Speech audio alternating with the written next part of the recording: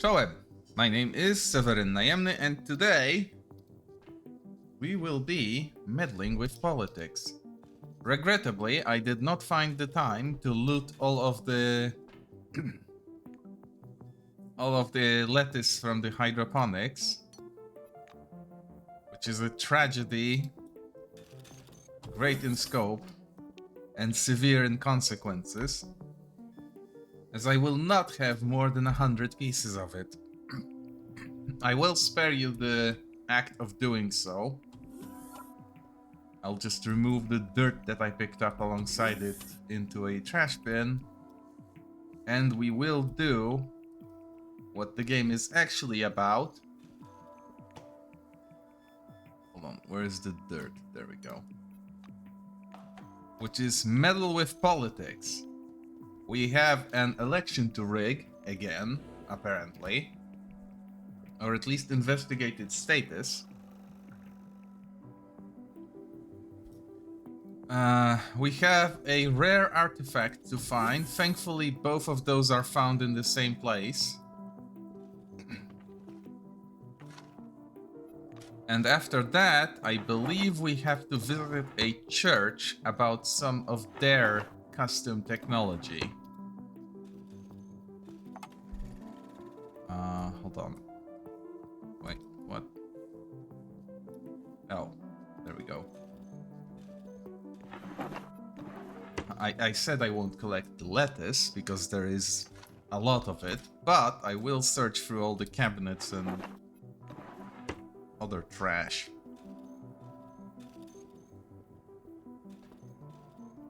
Surprisingly enough, this place was unoccupied.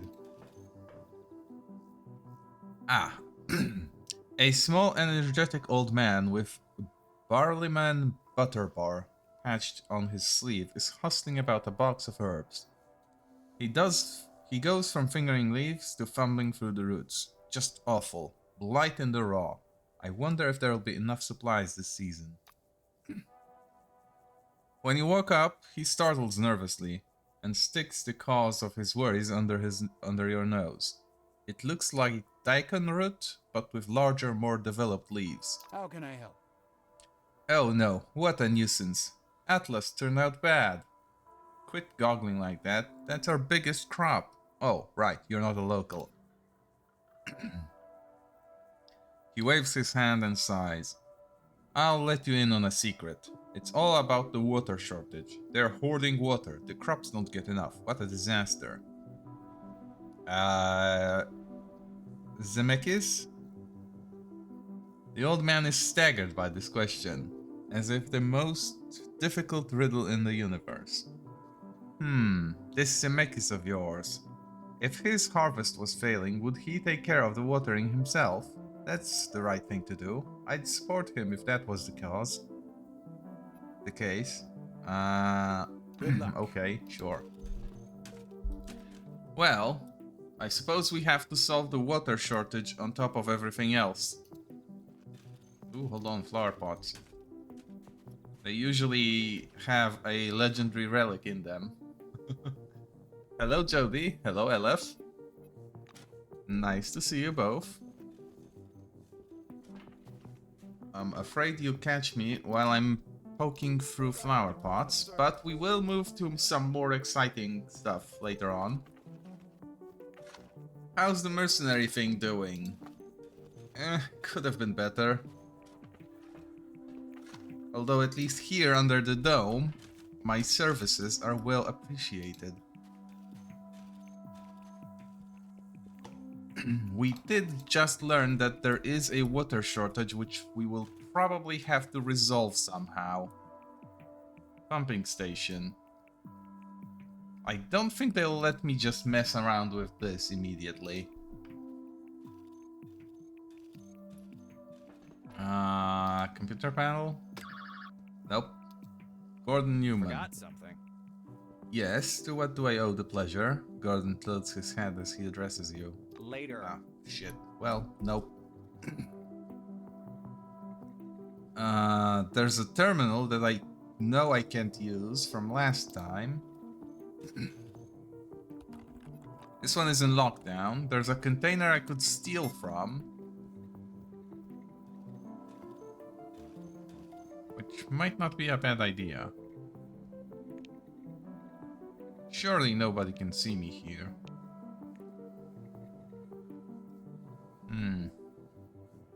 Okay, yep. Let's put on the thieving clothes. Let's grab a thieving pick and do some thievery. I do hope no one raises any concerns. Nope. I just get to yank all of this shit.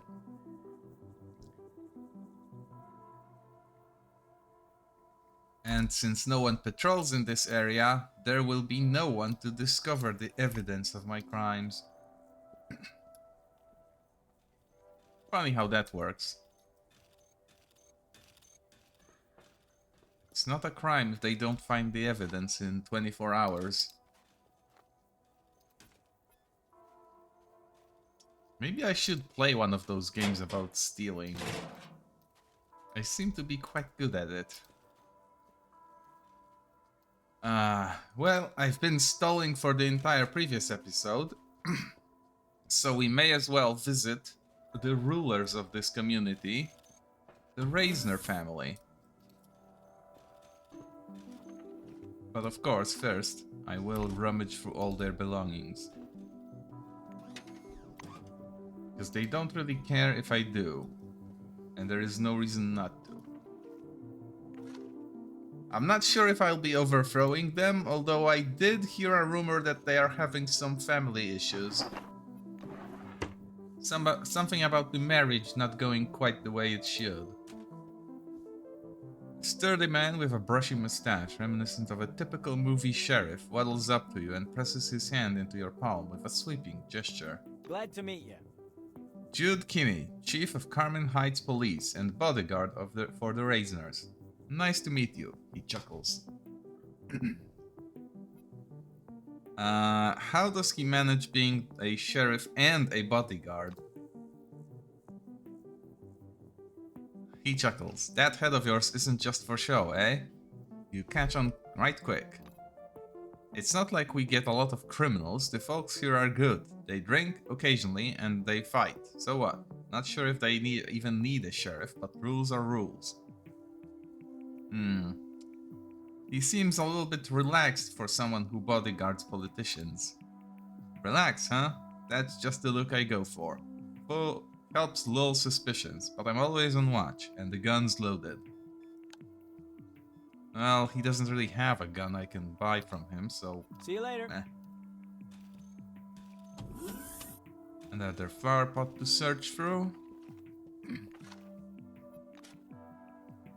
And another one. This game is very much about searching for flower pots.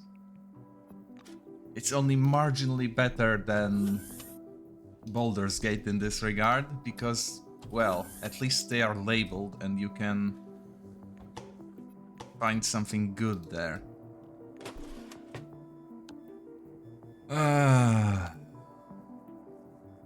Heated ham, boom.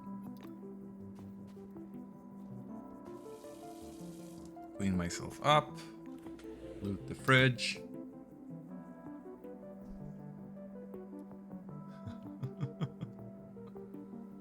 Yes, maybe. I do appreciate it when everything is labeled, because regrettably, and the reason I absolutely hate Baldur's Gate 3, the best way to make money is to loot all of this little shit. Oh, look at that. Another rare relic in a flower pot. The best way to make money is to loot all the little shit, and the best shit in Baldur's Gate is not labeled. All the silverware across the various tables. It sells for phenomenal cash for the weight it requires you to carry, and there is a lot of it. So if you don't pick it up, you just leave a ton of cash lying around.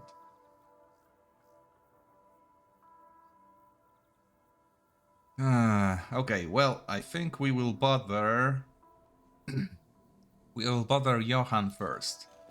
A tall man with sparse gray hair and a pensive expression quickly writes something in the thick notebook he's holding up in front of him. Giving you a quick once-over, he holds out a large but soft hand. Johann Reisner, head of Carmine Heights. Do you and I have business? Do we? We might. Hold on. Beans. There we go. And a potato. All potatoes. All the eggs. Cup noodle? Sure, that's enough.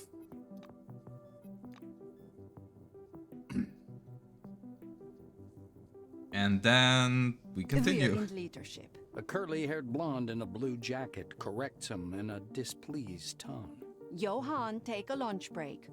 What, did I cook for you for nothing? Oh. Yeah. He's a workaholic, and she tries to be a model wife. Yes, Olivia, I will definitely have lunch just as soon as I finish. Johann mumbles as he continues to jot something down. He finally sets the notebook down and looks up, as if seeing you for the first time. Can I help you? Well, I come on behalf of the Emulator Project, looking for some Maelstrom beacons. Johann listens carefully to your request. Ah, so that's it. Yes, I was working on the beacons when I considered Maelstrom to be something akin to a radio wave. As it turned out, this is something larger, but it doesn't contradict my hypothesis. The beacons, in theory, can still be used as you described. I'd be happy to modify them, but... He puts a hand to his temple, wincing slightly. Excuse me, it's a migraine. I wanted to say I'll finalize the beacons if you help free up some of my time. We're having a busy season. I have a lot of urgent matters to attend to. Reisner furtively peeks in his notebook. Let me guess. Water shortage? Olivia squeezes between you and Johann. Before my husband starts talking about science again, overcoming barriers and so on, I have to say what's most important right now is the elections. Our election campaign is coming up fast and we haven't even put up any posters. I told him the posters are our priority. Ooh. But I want to sabotage them in favor of Zemetsky's. Hold on. Nope, that's not what I wanted to do. Well, it's still a conversation with Johann. Johann frowns, and the crease in his brow grows even deeper. Winning an election won't build us an isosuit. Well, that's something I'm already working on. And if you lose, you won't be building anything at all. We'll lose everything. Keep working on your isosuit while our guest and I handle the election. Oh, just say yes already. Olivia's gestures are becoming increasingly more violent and furious. Oh. She smiles apologetically. Sorry, I should have asked first. Will you help? How about we get a little bit of a recap? The blonde nods eagerly. All right, I'll explain. Carmine Heights follows the democratic tradition. Everyone, even non-citizens, may run for the position of head and run in the election. If they win, they'll rule Carmine Heights until the next election. This year, the only two candidates are me and Johann, and Hieronymus Zemeckis, head of the Phalanx. And I know what will happen if he wins. Once he's lawfully acquired power in Carmine Heights, he'll never give it up. Now do you get how serious this all is? Olivia looks anxiously to her husband for support, but he remains engrossed in the contents of his notebook. Zemetsky does seem like a dictator, although he also takes good care of his people. So it might not be all bad. Benevolent dictatorship is the ideal model of power. Which is why we had monarchy for so long. I do have experience from campaigning in Junktown, yes. The blonde clasps her hands in admiration. In that case, your help will be very useful to us. I hope you'll agree. Why not simply this? No, I know why. Because democratic tradition. Sure, let's offer help. Johan, who's already immersed in his work again, reluctantly looks up from his notebook. In short, we're having elections soon. Just hang my and Olivia's posters on 3 notice boards around Carmine Heights and we'll be done. Here's the glue. The posters will be ready in just a minute. Reisner runs the rotoscope on the table. The rotor begins spinning and several glossy posters drop into the tray beside it. Johan gives them to you.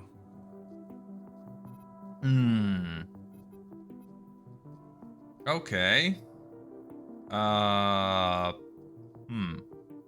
Well, I might as well ask a few questions. There won't be much opportunity to do so later. The blue nods dryly. Of course. What do you want to know?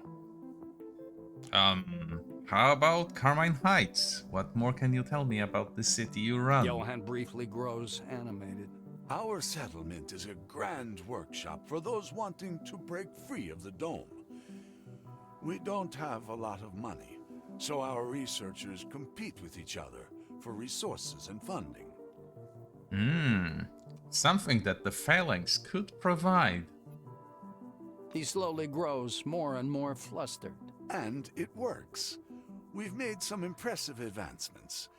If the scientific potential of the new committee and those Phalanx relics were at our disposal, our work would go much faster.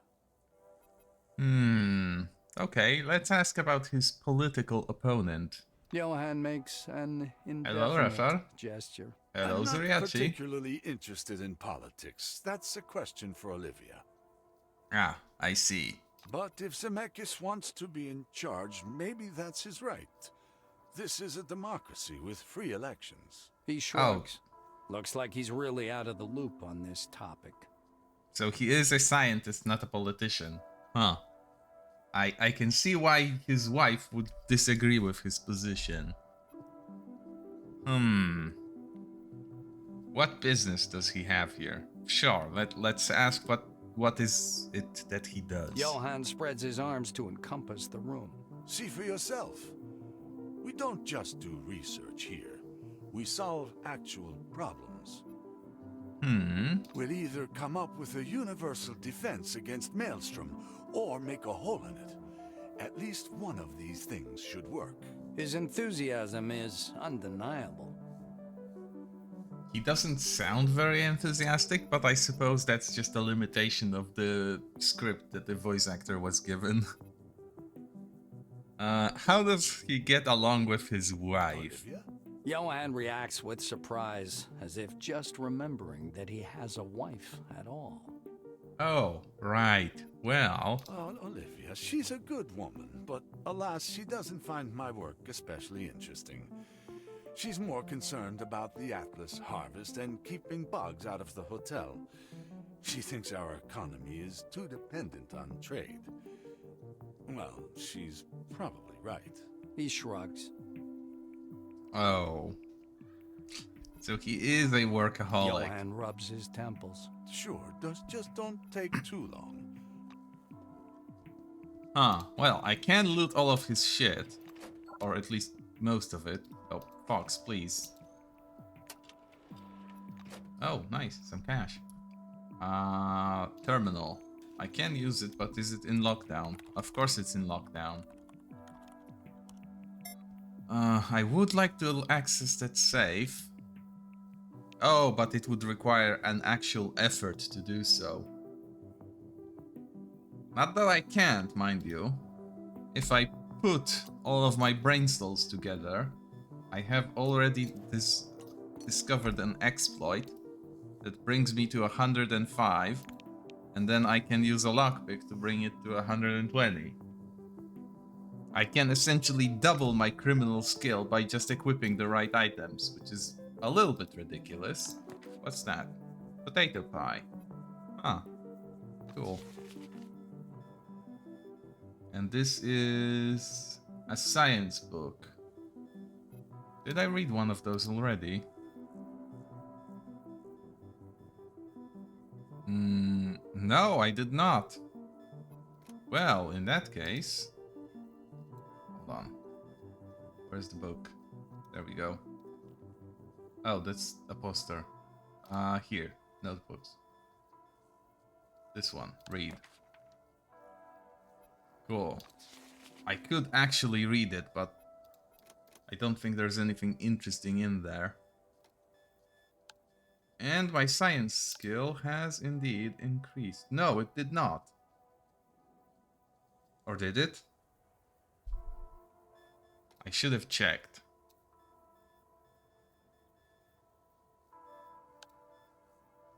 I do have the Scientific Wonders perk. But, did I have it before? No, I did not. So I did actually gain one. Ah, interesting. Where's Olivia? Where did I lose her? In the kitchen, maybe? That seems like her place in this house. No. Did she leave? The fuck? Oh, she actually is gone. The hell? She was standing here a moment ago.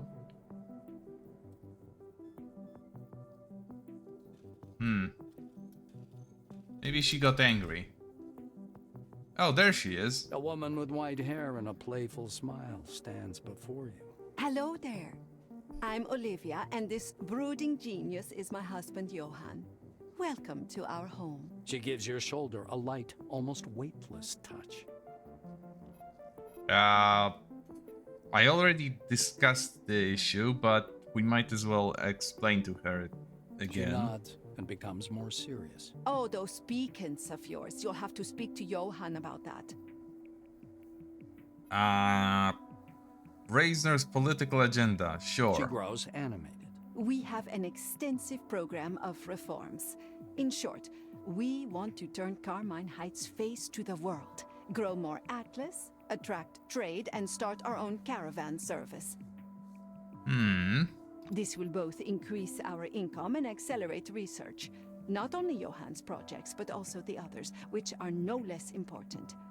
Shipman is working on making the desert soil arable, and I want to solve the infertility problem. This work takes a lot of money. She frowns, thoughtful. Yeah.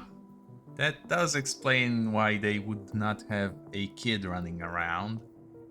And it is something established very early in the game. That you can't have kids under the dome. What does she know about Zemekis political program? Mrs. Reisner purses her lips and nods, dissatisfied. I'm aware. Many of his ideas were stolen from us, and the ones that weren't sound downright alarming. Zemekis is pushing the idea of a secure life in Carmine Heights, under Phalang's protection. But it's already safe here. We don't need to pay for security with our civil rights and personal freedoms.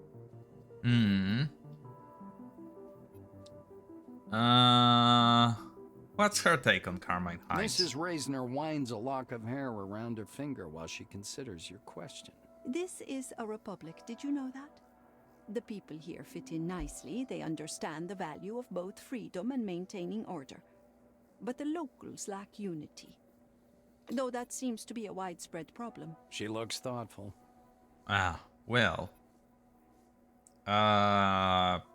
Sure, let's ask about Johan. Tenderness flashes in the blue's eyes as she looks back at Johan, sitting hunched over the table. He's an exemplary research supervisor.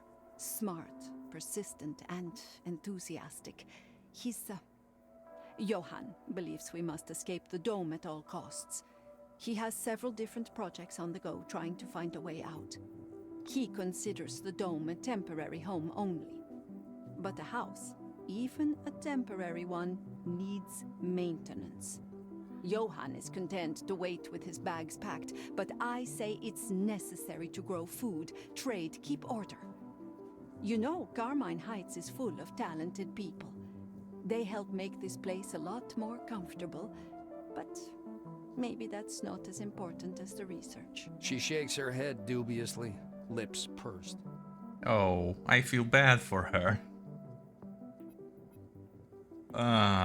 What's She my points job? at the rolled-up posters sticking out of your pocket. Johan gave you our posters. You need to paste them up. Right. Well, I'm pretty sure there is a few of those. One of them is here, for example. Oh, nope, that's just a...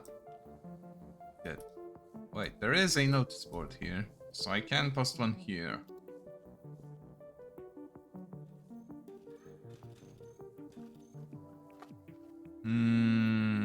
Sure. And I will not ruin Zemeckis' poster, because that would be petty. Also not really in the spirit of democracy, and not what I'm paid for.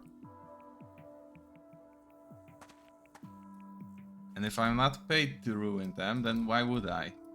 There was one more somewhere next to the... Ah, there we go, parking lot. Oh, and one here. Cool. There we go. All of the other announcements are probably getting pasted over anyway.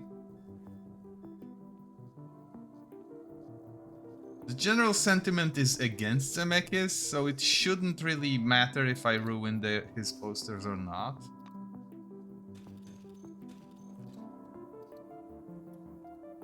But I was hoping for some more involved job, like fixing the water issue.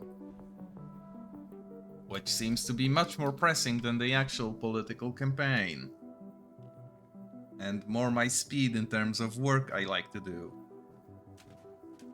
I like fixing problems, not manual busy work.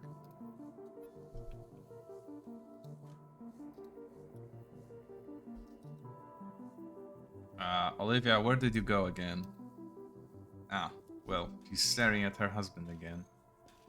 Olivia pushes back her curls with one hand. Are you here for business? This Posters are news up. visibly cheers Mrs. Reisner. Okay, we have to win this election. The point isn't to remain in power, but to preserve all the good that's left in Carmine Heights. She looks at her husband again, immersed in studying his own records. My husband lives for grand projects and ideas. But you can't spend all your time planning ahead. Sometimes you have to look around and... Oh, I almost forgot. Johan has a task for you. Go talk to him. Yep, sure. I can do that. Johan is finding it hard to drag himself away from his notes. Ah, it's you again. Sorry, I got a lot on my plate. I would certainly chat otherwise. Although, if you're here regarding our common cause, I'm listening. He looks at you expectantly. Sure, the posters have been Johan posted. blinks sleepily, still captivated by his own thoughts. Posters? Oh yeah, posters, great. Did I tell you about the ISO-suit? That's my #1 priority right now. And I could happen to use your know help. about the ISO suit, and I am already on top of the issue, but sure, what is an Reisner ISO suit? leafs through the notebook. When he finds the page he's looking for, he shows you a vague diagram. This is special gear based on a servo shell design. A suit that would theoretically preserve the operator's life when passing the dome's perimeter. Cool. How is it The going? blue is noticeably morose. Not successful, to be honest. I have a partly finished prototype based on my drawings, but the group working on it is undergoing a crisis. They can't decide on some of the design features. We are going to make them apply both of the design features. I just need a part, so yeah, I'm ready He to tackle nods this. reassuringly. This will be a big help to me. Take a look at the ISO-suit prototype and talk to Robin and Toter in the lab. Johan leans over his notebook. Yeah, well, I don't need to look over the prototype. I already have. The prototype looks cool, but it needs a part. And that part can only be found with the phalanx. And also I must commit crime to obtain it. Which is okay, because we now have the tools to make this an efficient process.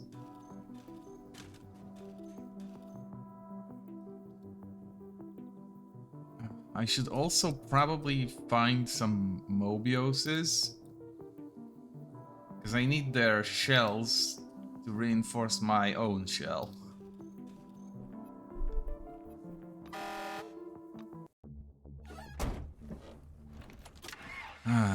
Well, off to the Phalanx base, but we're going the scenic route next to the edge of the dome because I want to eventually discover the entirety of the map. Which means traveling even to the tiniest corners at the border. Oh, we have a random encounter. A faint aroma of quartz lamp joins the ever-present smell of sand, making memories of the sea.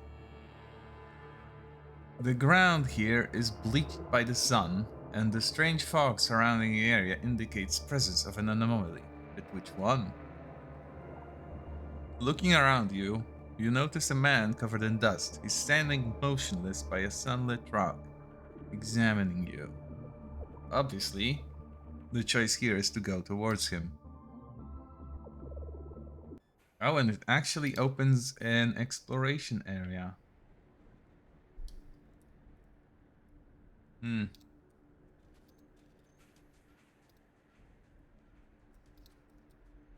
An old skeleton belonging to Down Nayland, who died of old age some 100 years ago. Wait, what? No, that's wrong. Or is it? Hold on. Not codex, although I do have something in here. Shit, hold on. Wait a minute. Oh, it's not 100 years ago, it's 100 years in the future. He died in the 2000s. And we are still in 1978. What the fuck?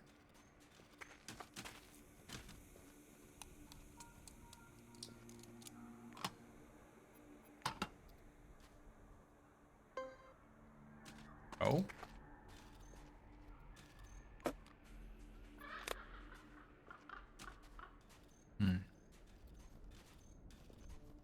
Jan Monfort.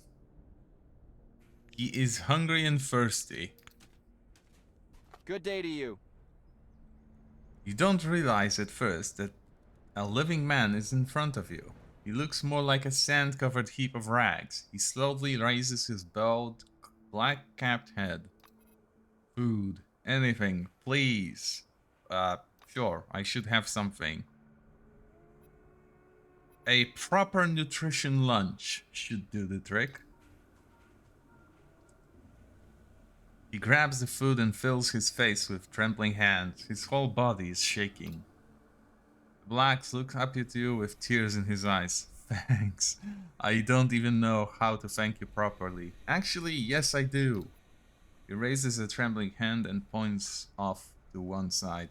There's a corpse not far from here with a box of bullets beside it. You can take it. I don't need them anymore. Well, how the hell did he get here? I can't tell. The time passes very oddly. What day is it today? Do you know what day it is today? Sure. Yes, but what year? How? Although I understand. I think I understand. I'd like to tell you something. Listen. Me and Danny, we lost each other, and when we met again, he had an old man's face. I'm not lying. He presses his head to his temples desperately. Black points to the hump of sand. Danny's lying there. The box of cigarettes is still on him. Take the ammo. Take everything. I don't need it. I don't know what I need anymore. Come back again. Well, he is not dying anymore. And yeah, that's the nanny. And an ammo box. We helped ourselves to it before helping this guy.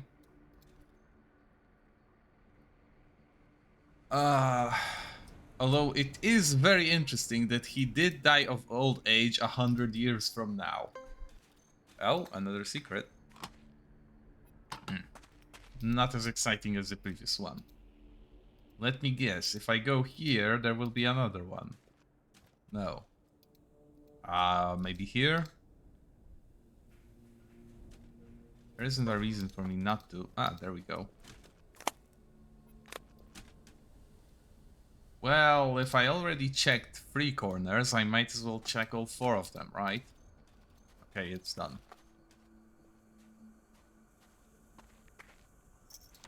By car, of course. Why would I abandon my car? It took a whole of no effort to obtain it.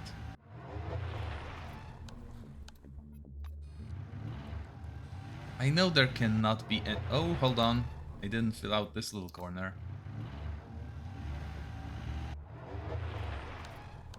Shit. Okay, it's filled out now. Great. All of them are filled in. And I think that's it for the scenic route. Although, sure, let's fill in those 2. And that will be it for this section of the dome.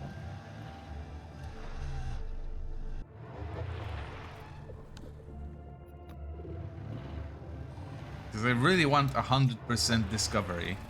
Oh, driving along the highway, you notice a bathtub full of fops and war paint emerging from some thorny bushes. Ah, well, fight the pursuers.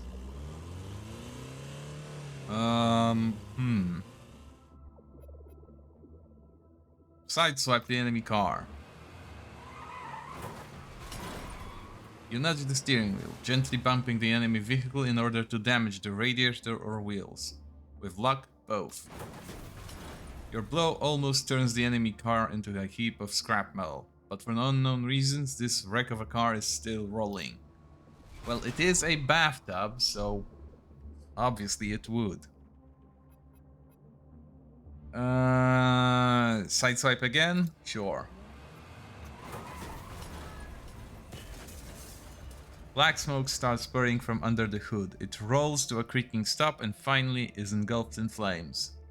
Screaming Fops starts jumping out into the dust. Cool. Sadly, no road combat minigame, but that's understandable. They were working on a Kickstarter budget, so what they achieved with what they have is already impressive.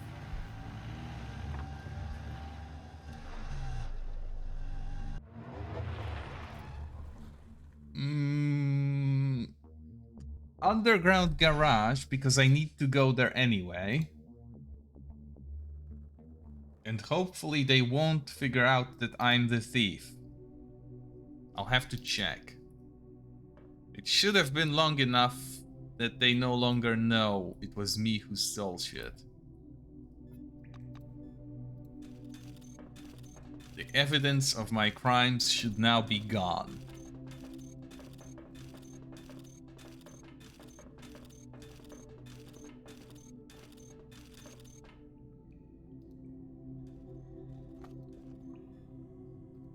Right? Surely. Surely they no longer care.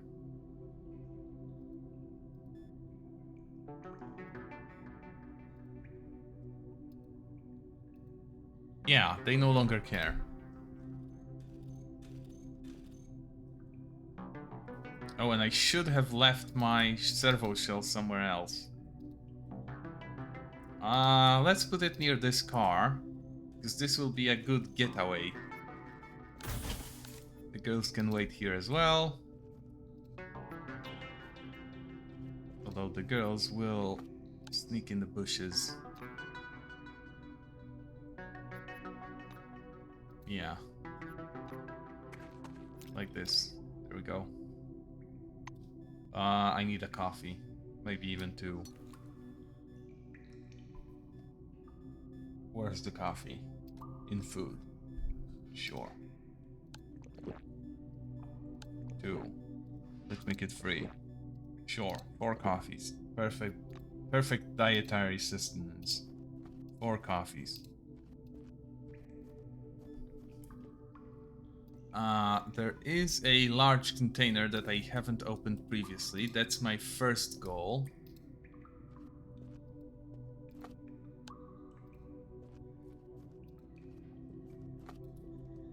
And there is another one. And also the entire shelf there. Oh, this requires a lockpick. Oh, and they are patrolling this place intensely. Okay, well, I'll start with this one, because this one is easier. Shit. Shit. Robbed again. What kind of folks would do this? Oops. Well, they noticed evidence of my criminal activity. But that's fine, she'll be staying there for a while now. Which means I am free to loot this place.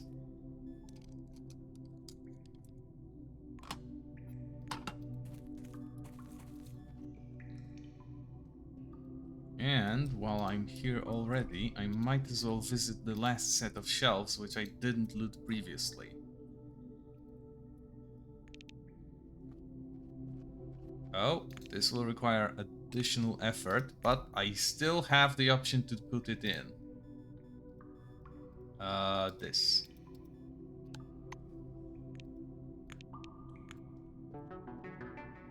Up to 140, I am able to process those.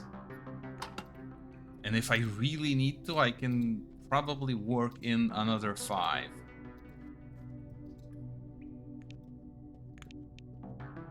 Which I might have to do. Hold on. Okay, they don't move while I'm in here. Great. How do I boost my criminal skill even more?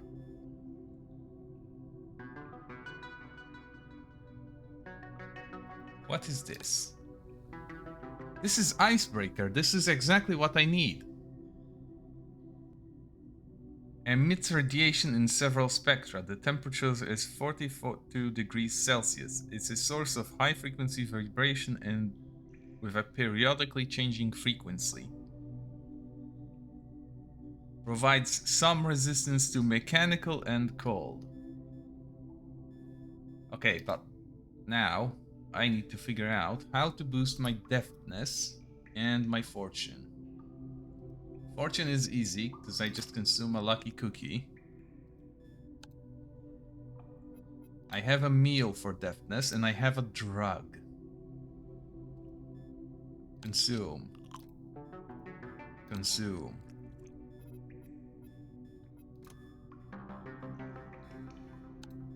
My criminal skill is 131 now. Plus 6 from modifiers. And that's as high as it will go, but it's still not enough. I'm still 4 short. Unless I try to... No, I can't brute force it. I don't have the tools to do that either. Shit. I put in the effort, but it's just not enough. Ooh, a grenade launcher. How nice. How do I work myself into 5 more criminal skill? I don't have any tools that could do it. Oh, hold on. Oh, it cannot be upgraded.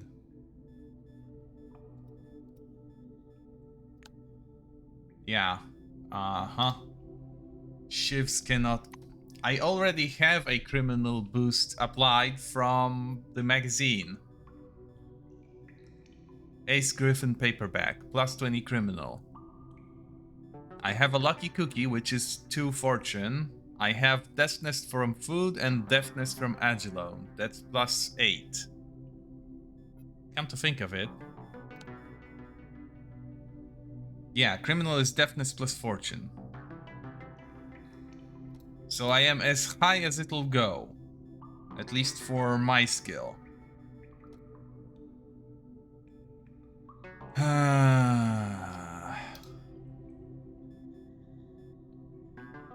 I'm sure there is some way I could also increase it even more. If I picked up influence from leveling up, there should be... Yeah, the art of excuse. And it is within range for me to pick up, because it only takes 15 points more. But I would have to level up, and that's... what? 10,000 experience? I got what I came for, and I will be developing my criminal skill later on anyway. So I guess I'll have to settle for what I have.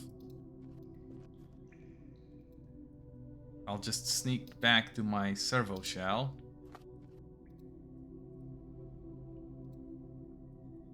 Get in that, and drive away on the hog.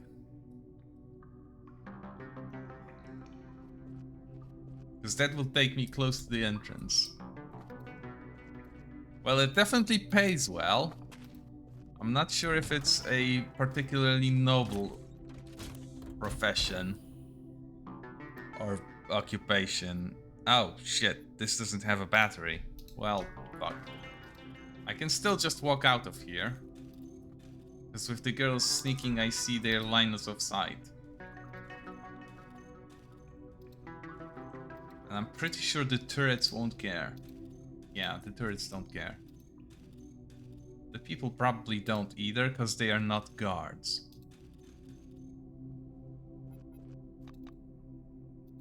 Yeah. If they're not guards alerted to my criminal activity, they don't care. You stop sneaking. And we go see Papa about his odds of winning the election.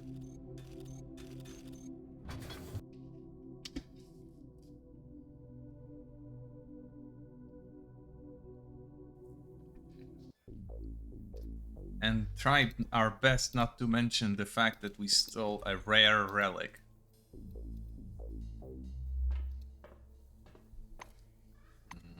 Up this way.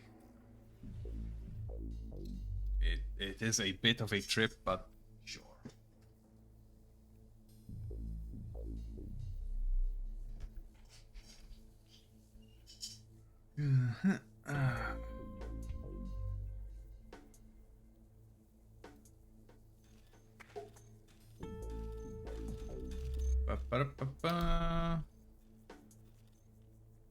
Hello, Mr. Zemeckis. Hello, Jesus Christ.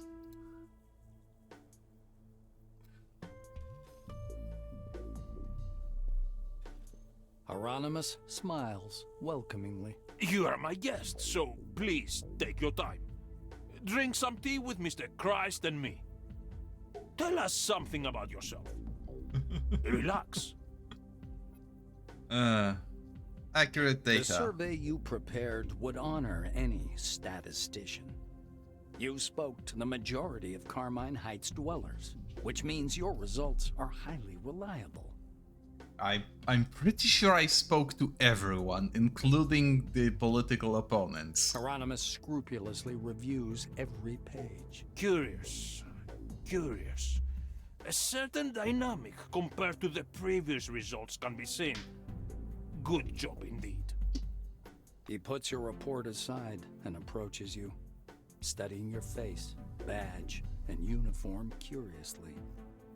The Phalanx leader returns to his place, watching you with a constant sly smirk. Do you like magic tricks? Tricks are interesting phenomena.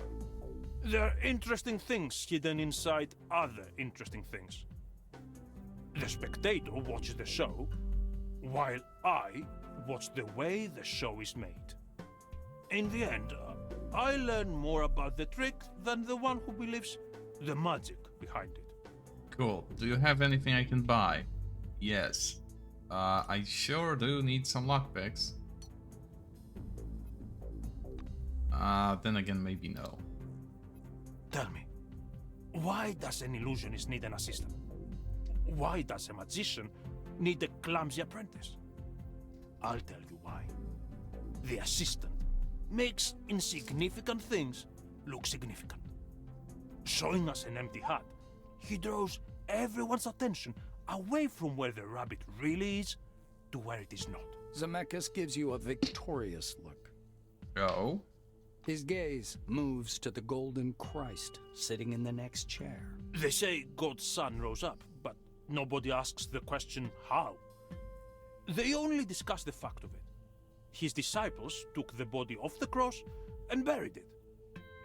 Can one actually be certain he was dead? Couldn't he simply have walked out of his tomb on the third day? Zemeckis rolls the cup between his hands and takes a sip. I got carried away. Sorry. The idea is that we often receive much more valuable information alongside a more commonplace fact. But let's return to our business. Ooh, he's getting philosophical. Hieronymus presses a couple of buttons on the nearest terminal, then extracts a floppy disk from a drive. Now I need the full database of new committee employees. It's kept on one of the Minerva system mainframes. Insert this floppy disk into it. My specialists claim the program will launch on its own and copy the needed files. Once you procure this data for me, I'll provide you a truck immediately. He gives you a device similar to a floppy disk. Right. I might just elect to steal a truck instead.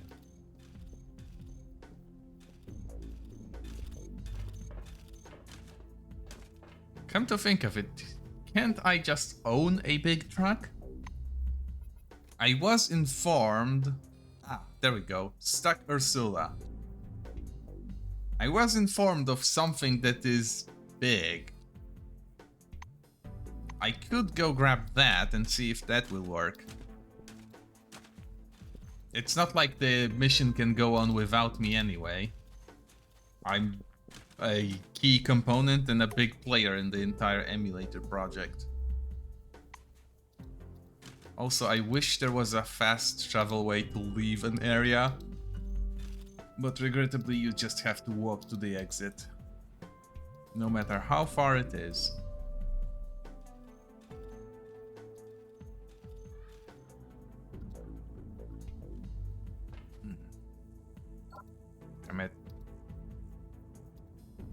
I technically don't have to walk all the way to the exit. There is my truck a little bit closer to... yeah. Oh, and by the way, I never did do it, but there is an option to enter the sewer grate here. I wonder where this will take me, because it doesn't look like it would take me to the warehouse. I might as well. Oh. Oh, it takes me in here. Yeah, that does make sense. Sure. Well. It's not where I need to be, but I was curious and now I know.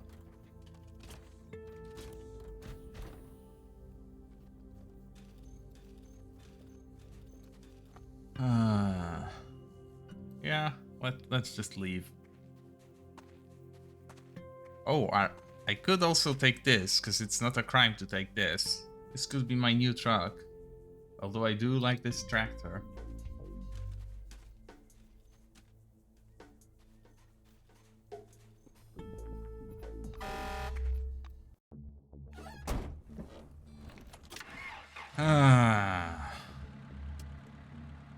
Stuck Ursula or Carmine Heights? Good.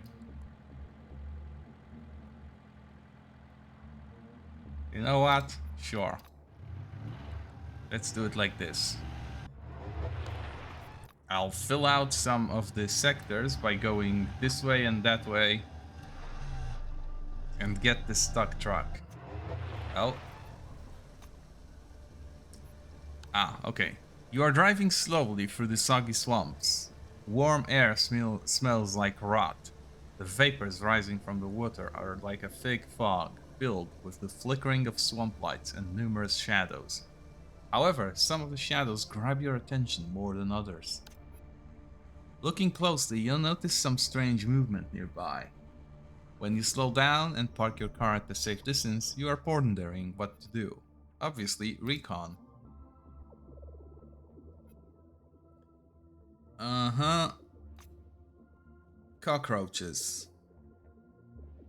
Fuck. Okay, well, we drive away. I don't care for a random encounter. I was hoping for an actual event. Although I probably should have done a fight, because I need the experience to pick up influence, and then from influence get free criminal boost, from which I can then start stealing shit from the phalanx again. Stuck Ursula. Quest updated. Oh. Oh, that's big.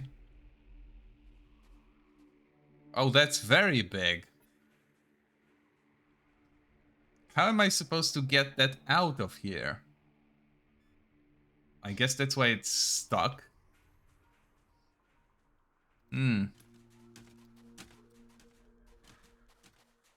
Well, I might as well start with looting.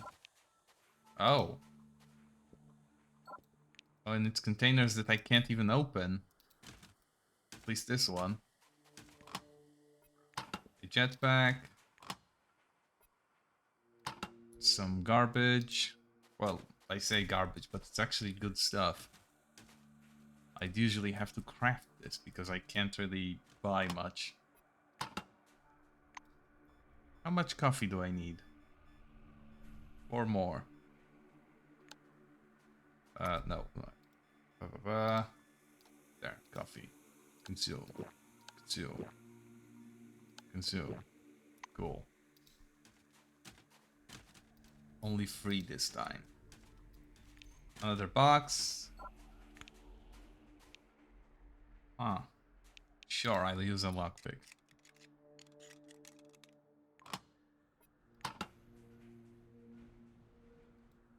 Some boxes. Cool. Nothing. Relic case. Oh, I'll need to start cheating for that one. Where's the other pick? There we go. Yeah, sure, I can use a lockpick for now. At this rate, I might level up from just opening the boxes. Each of those is 500 experience? Yeah. 200 just to open the box. And then 300 for whatever is inside. Who needs fighting when you can open boxes?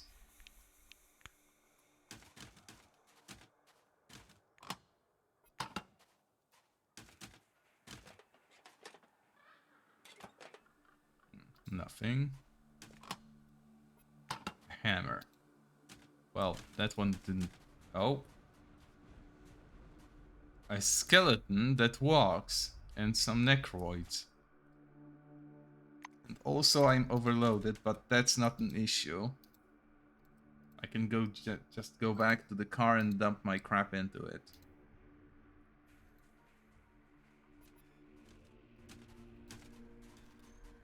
Now, how good is the grenade launcher compared to the rifle I have? It does 32 mechanical damage in an area. The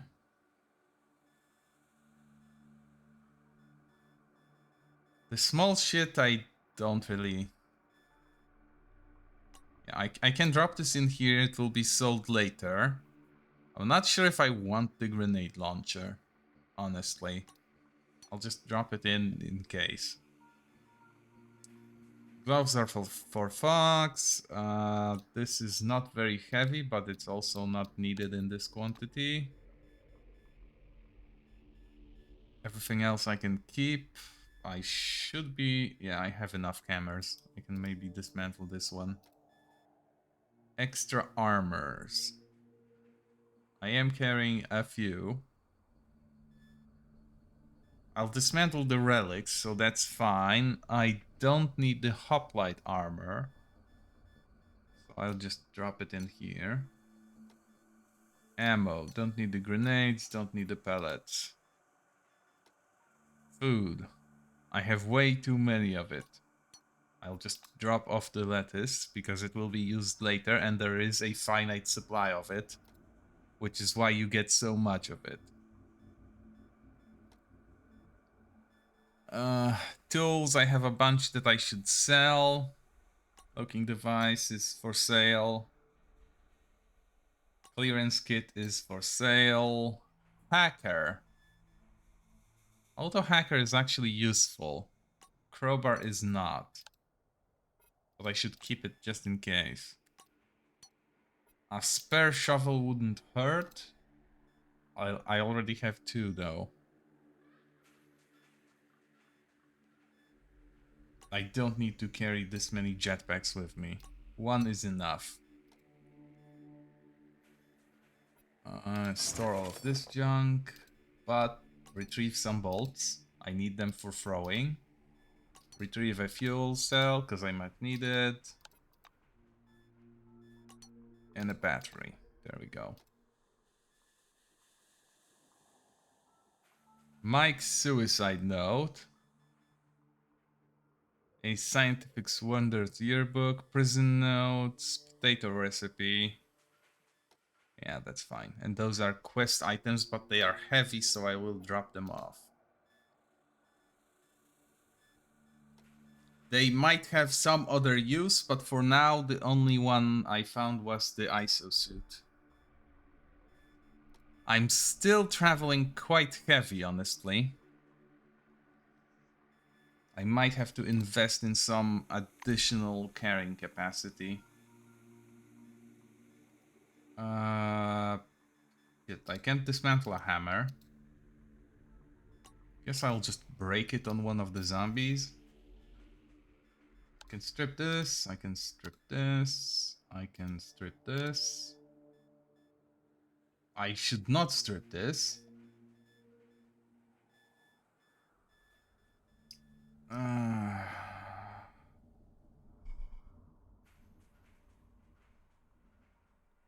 Radioactive with a detection time bonus.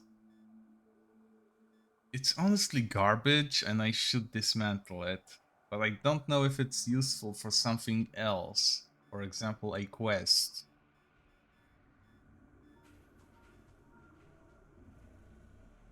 Oh. Oh, I see. You can't strip quest relevant relics. That helps.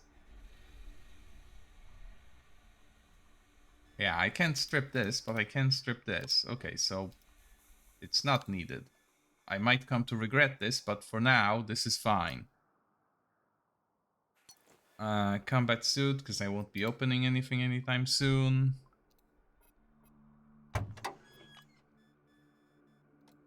And I should deposit the shards, but the dust I'll keep because I have a skill that uses it.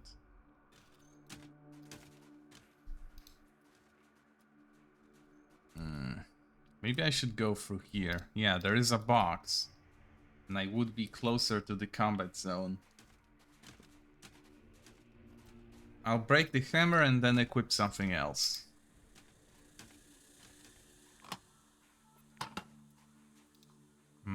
Maybe something hidden?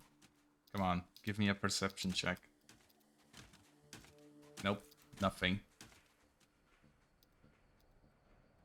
And I can't walk down there. So it's not going to get me closer to the combat zone. Why is this sand here black all of a sudden? Wasn't that way before? It might have been. I didn't really pay attention. Another old box. That's nice. Ooh, a military grade medkit. I think they want to prepare me for what's coming with all this loot. Exploration experience. So just going in there provides me with some insight into the inner workings of the world.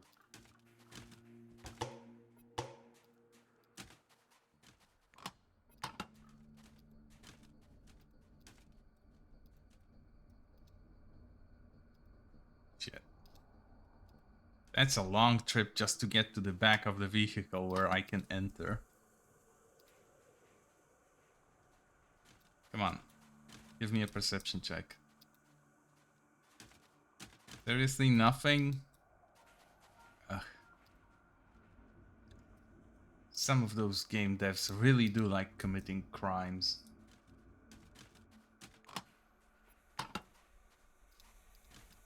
This is almost as bad as not putting anything behind a waterfall.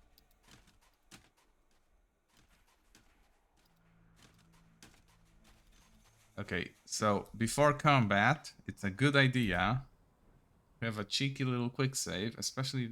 Oh well, those guys don't look very tough, actually.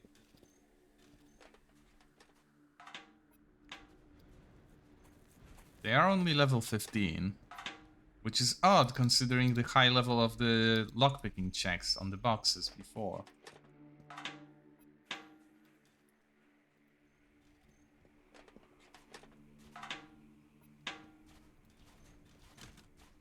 Let me guess. I hitched the mechanism and it will... Lifting the hatch covered in warning signs, you find Ursula's wagon hitch mechanism, a huge device thickly coated with lubricant. Adjacent are the controls, 4 buttons, a red lever and 2 positions, a pedal and a pressure gauge. There's also a metal plate with instructions. This thing will probably let you detach the stuck car and free Ursula from captivity. Now the panel looks absolutely dead, not a single bulb is lit, and the buttons don't respond to pressing. Apparently you need to start the engine first. But before that, let's kill the skeletons. Because we are overdue some combat.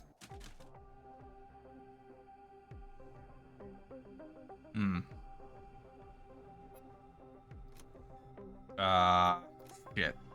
I was hoping I wouldn't be standing in the way. And this is a pyro necroid, so I can't damage it with fire anyway.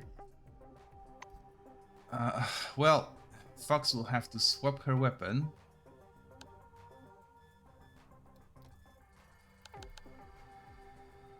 To the side glove. Wait, well, there it is. And we want to do some castling.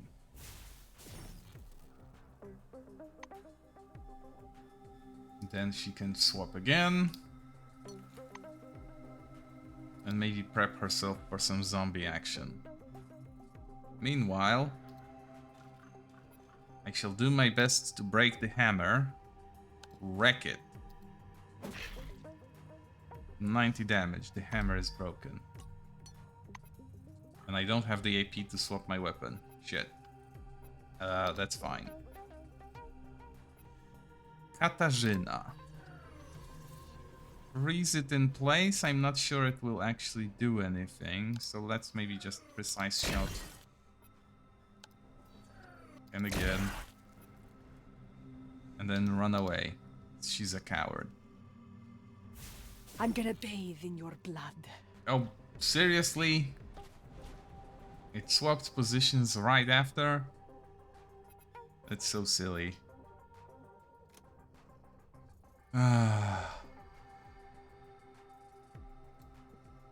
Sure, go here. And do some stabs. Oh, not enough. Ah, but she has... There we go. Trophy kill.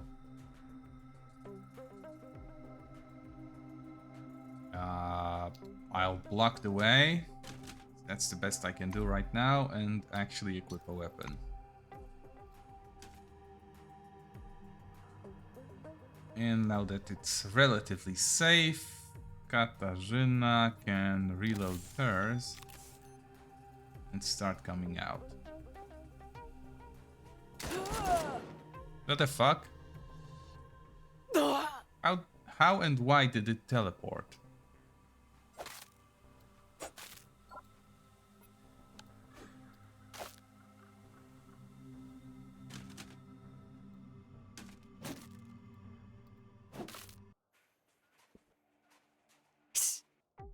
Yep. Yeah, sure. Shit. She needs healing. And maybe a shot? Sure. It will hit, so why not? Again.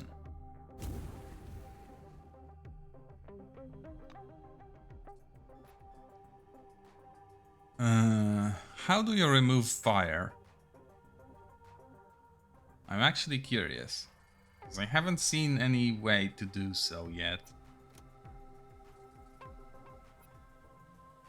6 to shoot, so here. And shoot. Skeletons apparently do not appreciate gunfire.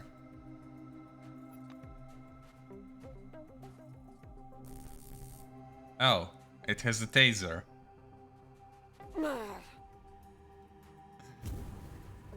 How ridiculous.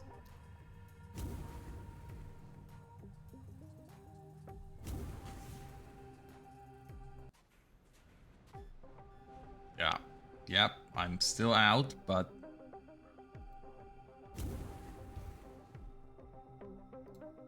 This should be fairly easy. What kind of weapon is it wielding? Some sort of stapler? No, it's a wrench. That's fine. Let's maybe fix up Fox without using a medkit. And I should be standing up? Yeah. I can now join the combat. Although it's probably over very soon. This guy is within melee range. Ah, never mind. Do I shoot it? Sure. Ah, well, fuck.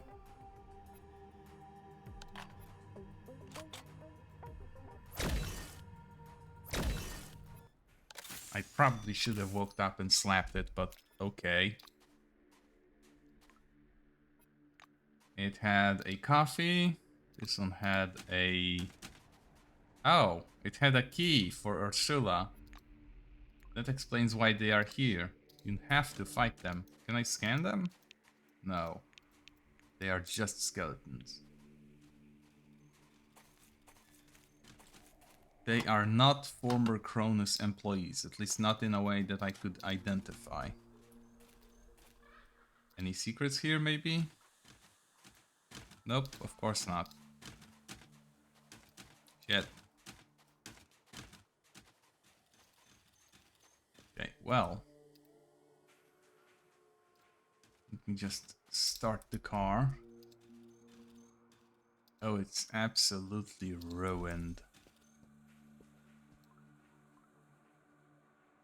In the riveted steel dashboard, there is a recession for a small convex onboard computer screen, covered with a layer of yellow dust. When you brush it off, it becomes clear that the computer had been turned on all along. Blurry letters flicker on the grey-blue luminophore. Begin output. Ursula NC version 10192.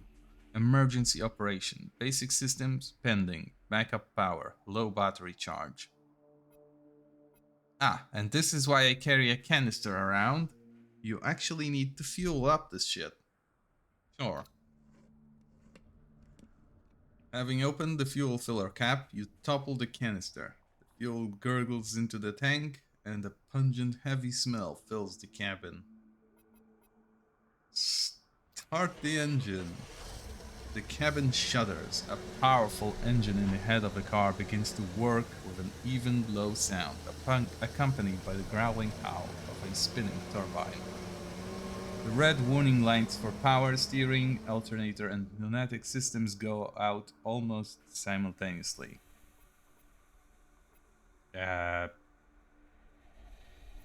Move away. There is still this coupling that has to be detached, so I might as well do that.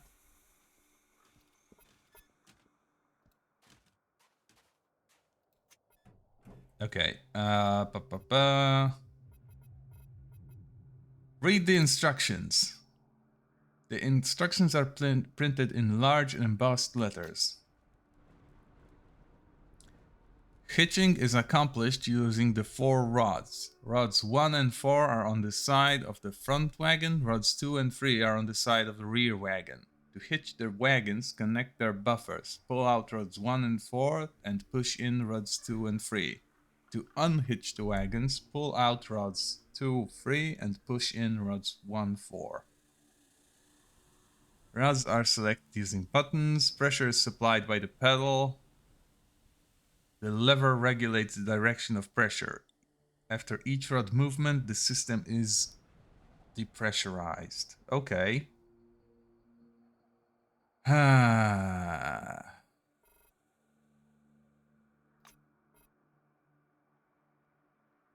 Okay, none of the buttons are currently lit. None of them have pressure. Let's select the... Hold on. I need to read this again. To unhitch, pull out rods 2, 3 and push in rods 1, 4. Push in rod 1. Go. Examine.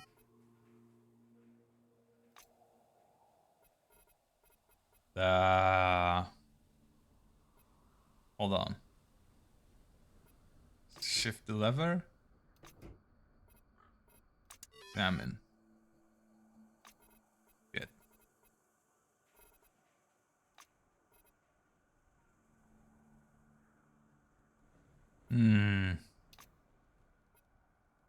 Okay, this is fine.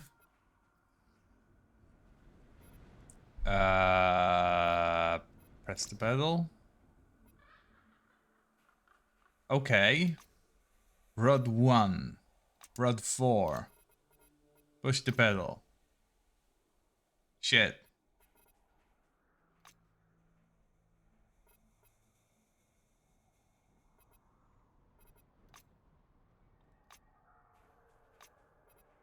Good. Shit. Not good. Press the pedal. Fuck. Select. Press the pedal.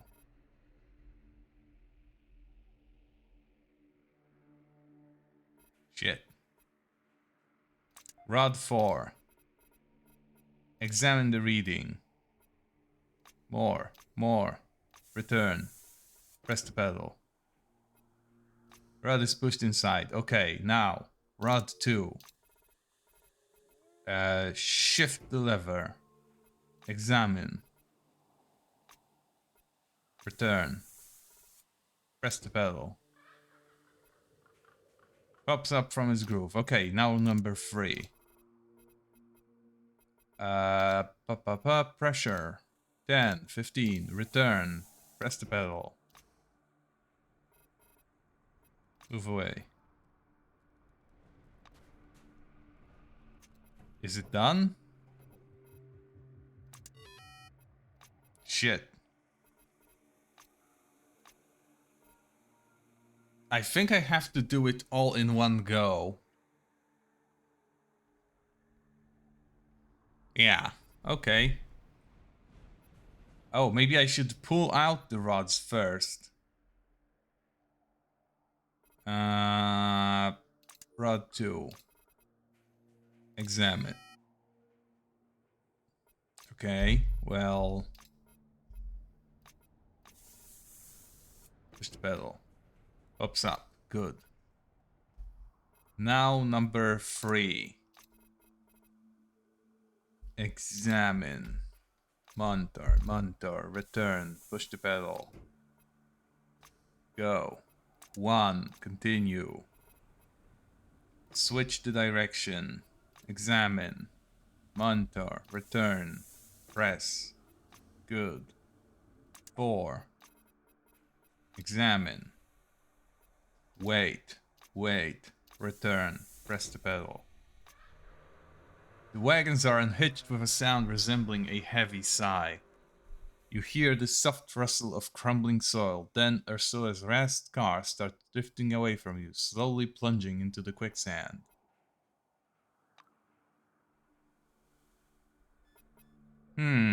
That's not exactly what happens here, but okay. I do want to open one of those boxes, don't I?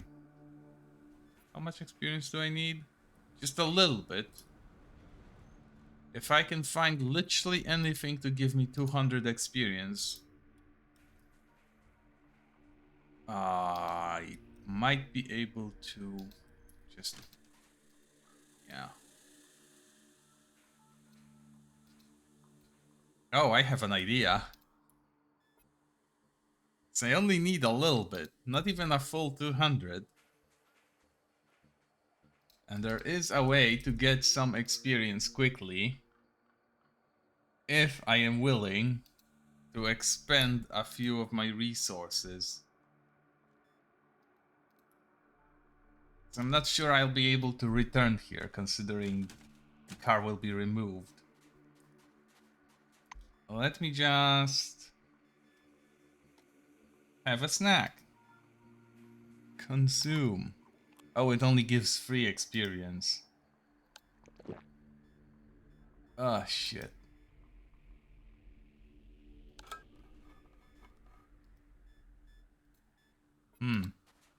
The candy gave me free experience, but that's it. Yet. Maybe no friendly fire. Can I fix my bot? No, wrong target. Katarzyna, can I fix you? It gives me fatigue, no experience.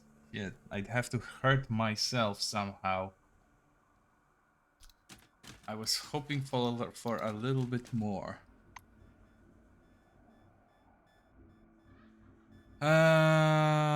Upgrade equipment. That's the plan. Surely if I upgrade my equipment, I will gain the required experience to level up. I want to upgrade... which one?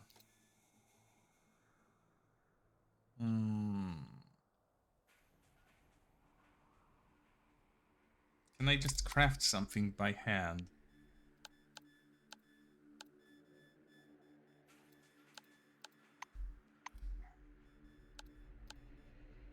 I could if I had the parts. Cleaning rod, gun brush, glue.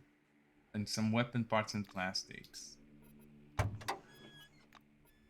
Okay, sure, let's give it a go. In fact, I'll just take everything, because I then don't need to filter through it. Weapon repair kit. Craft 1. Gained 100 experience. I think you can see where I am going with this. Monarch machine gun. Sure, upgrade weapon. Do I have all the parts I need? Yes, I do.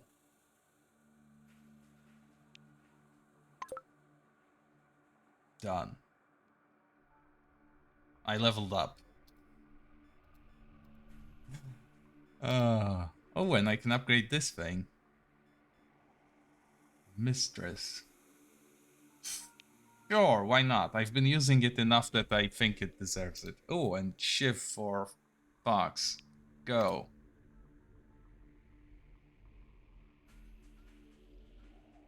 I am now missing ore.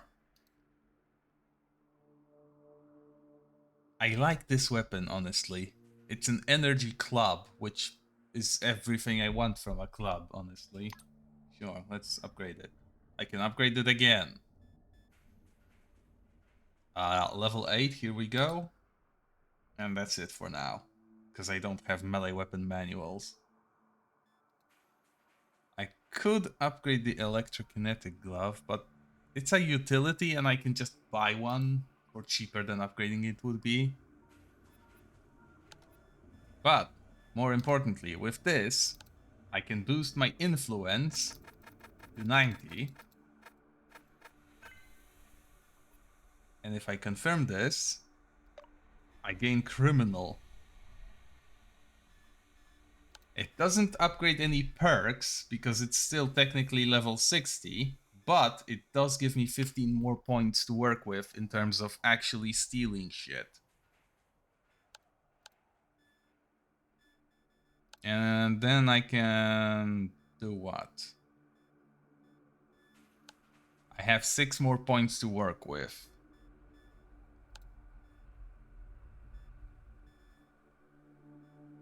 I could put one of them in science. And I am looking to start working on survival.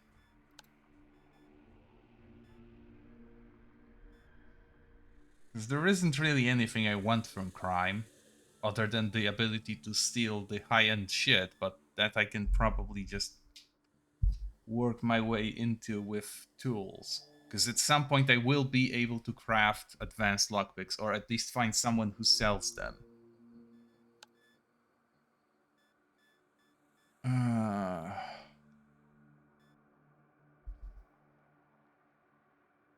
I do want to start... Well, maybe I don't.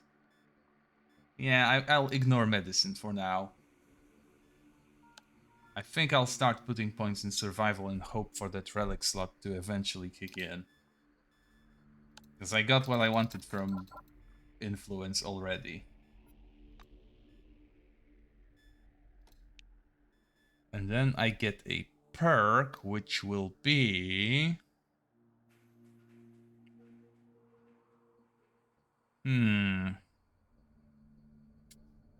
I did get the extra hit points one, didn't I? Or did I not? No, not adrenaline, not backstabber. Roaring good health.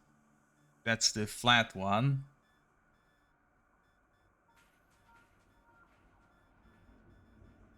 Do I really not have it yet? Ah, sturdy. Okay, that's 3 points per level. Ex-proprietor. I could increase my pickpocketing threshold, but do I need it if I'm never pickpocketing? I'm not exactly good at evading detection after I do this.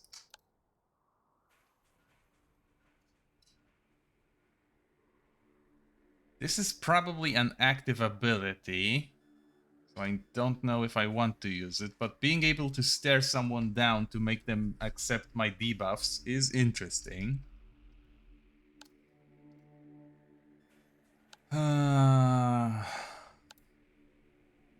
Bonus evasion is pointless. Teleportation would be nice, because then I can use a lot of skills and fix myself up with Fox.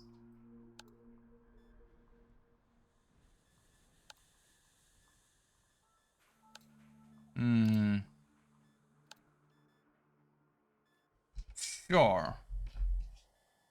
Let's go with teleportation. As with this, I can exhaust myself all I want, and then Fox will just fix me up immediately. And for Fox, it will be 1 coffee instead of 10 for me. Okay, now, I grab my... Shit. Where did my deafness go? Oh, right. I'm carrying all the loot. So my deafness is gone. Let me just... all of these, store. And pull out only the bare minimum, which is one of these, 20 of those. Why do I have a handful of earth with me? Must have not dropped all of the stuff that I picked up. What was it? Oh yeah, a battery. There we go. Right. I don't even remember what I pulled out of this container.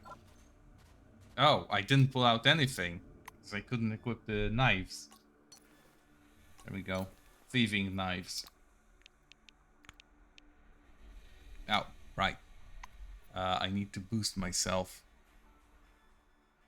with a magazine. Yeah, it will be a magazine.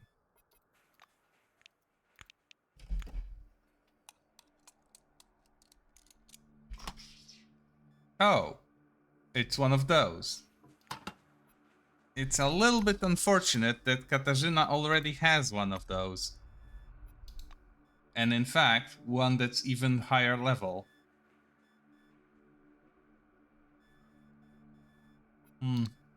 Well, it's good loot, just came in a little bit late.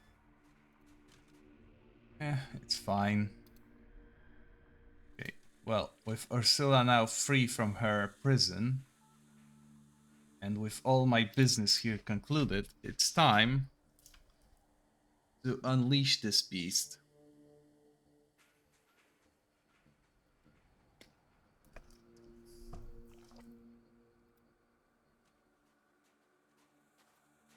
It is a little bit sad that I will probably have to part ways with my truck, but this is a pretty good truck itself, it seems.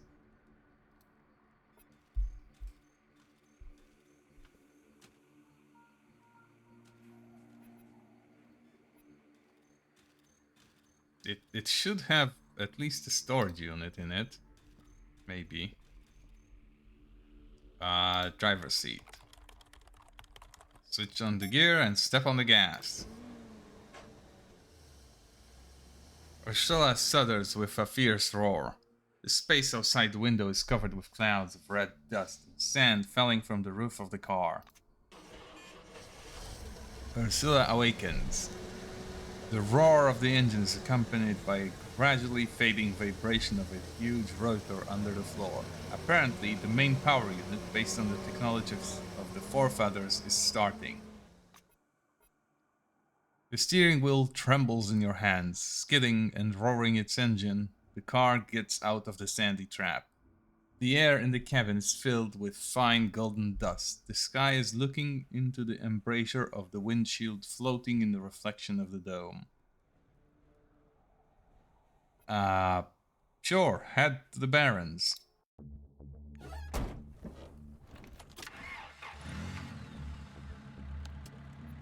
She is free, and my previous car is sadly not free. I wonder how much gas this monster burns.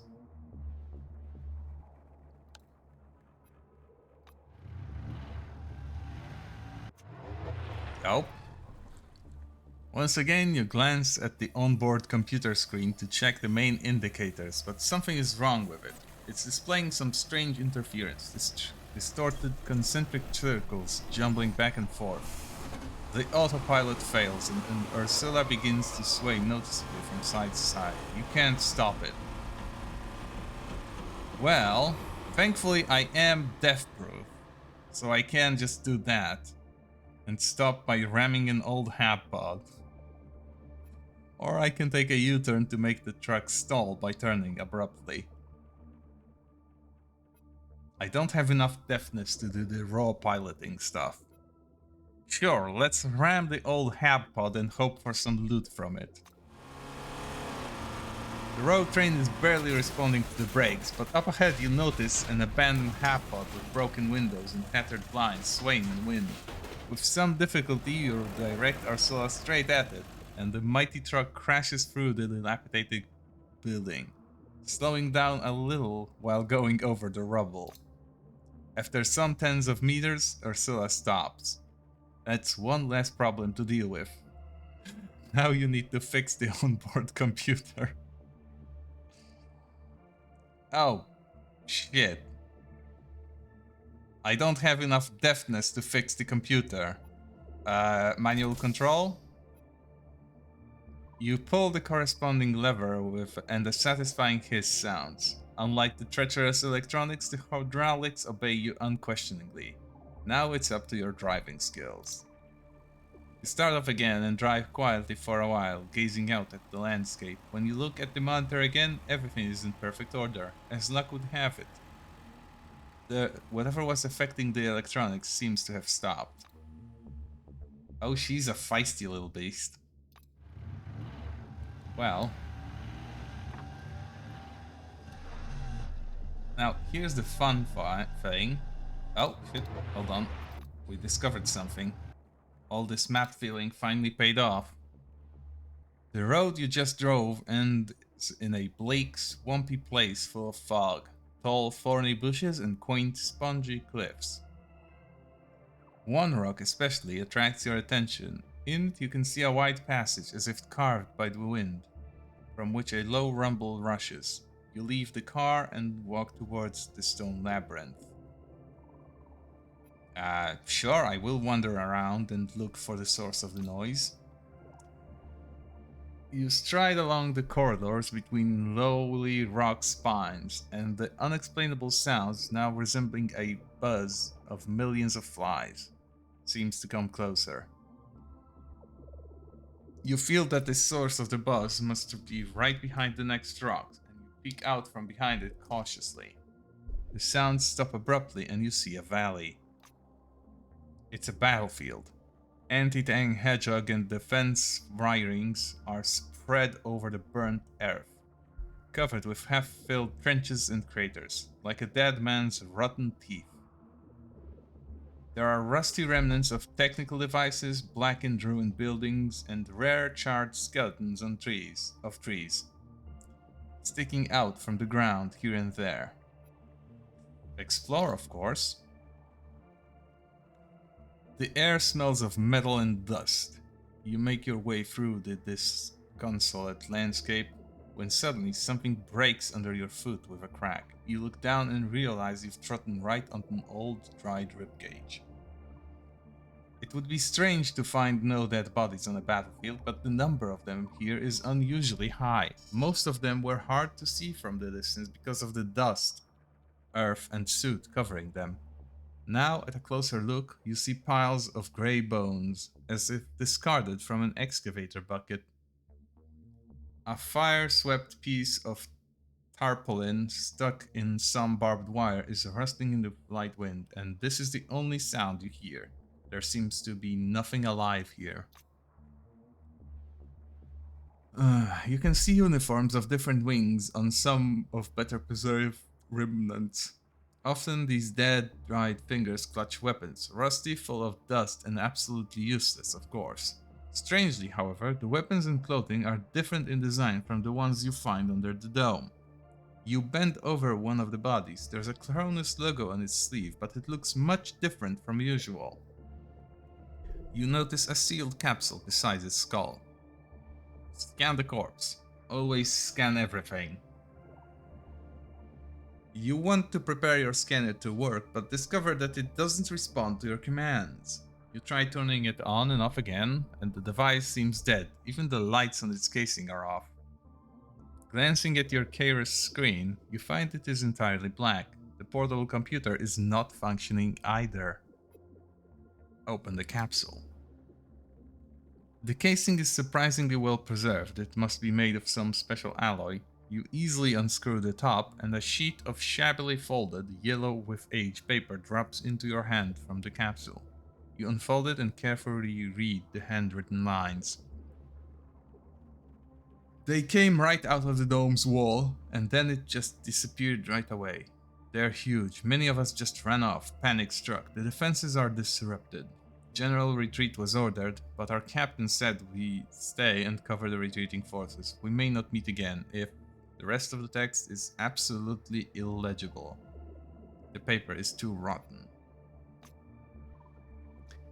You come back to the chasm you came from. You throw a last glance over the grey valley, turn around the rock and hear the buzz again. Surprisingly, the way back among the rock spines takes much less time, and the landscape looks slightly different from when you last saw it. You leave the chasm and the noise fades. You turn around but see no passage between the rocks anymore, only a sheer stone wall. Well, shit. Oh. I am once again driving through a foggy swamp full of dead trees.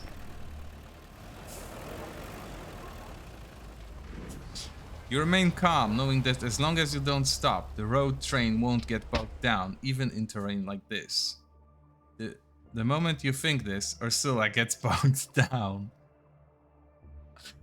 You step on the gas, but the wheels are already spinning in liquid mud. Well, fuck is my first response, so let's go with that. That didn't help Ursula break free from the mud, but at least you let off some steam. Right. Let's get out and have a look around. Your legs almost disappear into the goop with a nasty squelch, but you're not heavy enough to sink all the way into the swamp. Unfortunately, the same cannot be said for the truck. The wheels are already a third of the way into the bog and still sinking. Sure, I don't really know what engineering savvy is going to do here, but let's use that. A brief reflection leads you to an obvious idea. Put some wood under the wheels to add subtraction, and it will be much easier to get out of the mud. I don't think that'll work.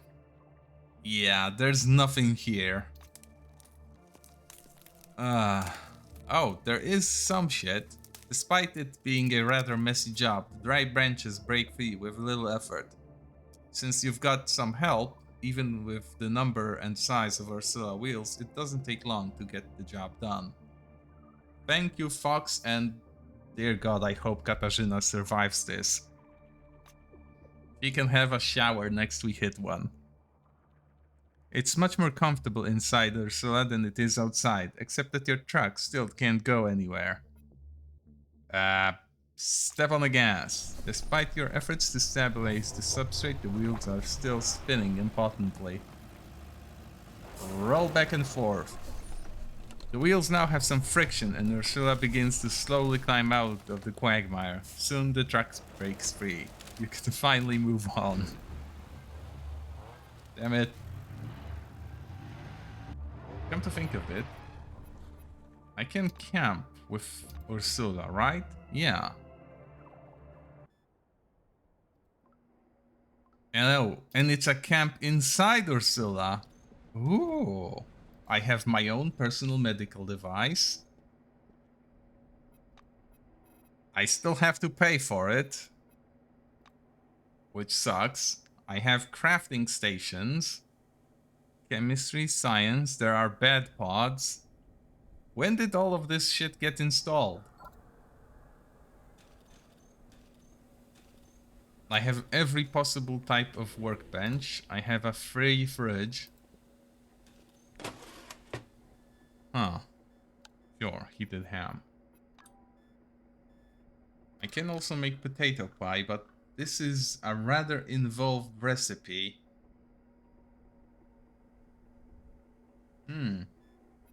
Although I might stop selling beans, eggs, and whatnot. I have received reputation with Katarzyna. What for?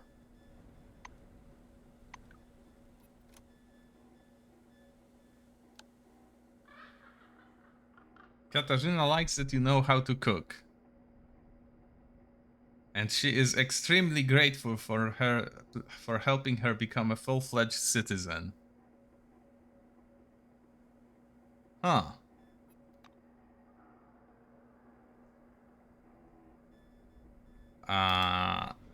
Fox is not as impressed, but at least I'm no longer in the negatives. Okay, well, how about the rare opportunity to actually chat with Katarzyna? Too furious. Wait, no, this isn't Katarzyna. They now look the same. I need to fix this Beletskaya somehow. casts around nervously. I'm starting to worry again.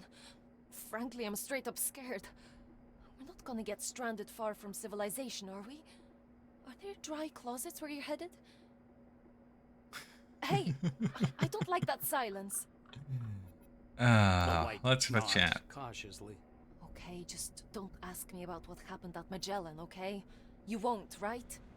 I actually want to. What personal questions? Ask away. We but I'm not have noticing the anything. The reputation white's to gaze ask. grows even more wary, and she turns slightly paler.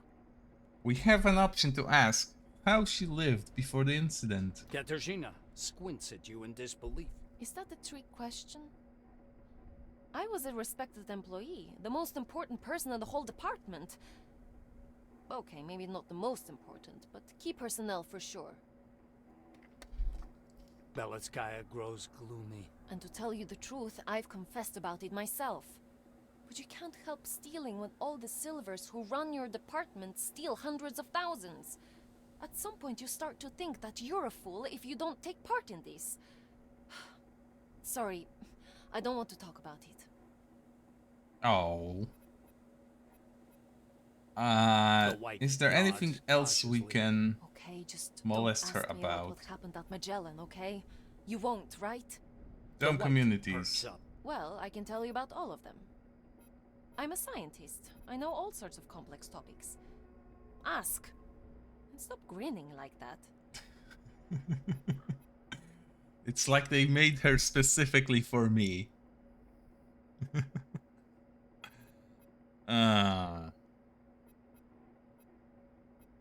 Although I suppose we asked all of those before, so let's leave it at that. Do I want to craft something else? Probably no. I can dismantle that. Sure, let's get properly dressed, or as properly as it is possible. While, yeah. Those pants are killing my style, honestly. Wish I could give them to someone else.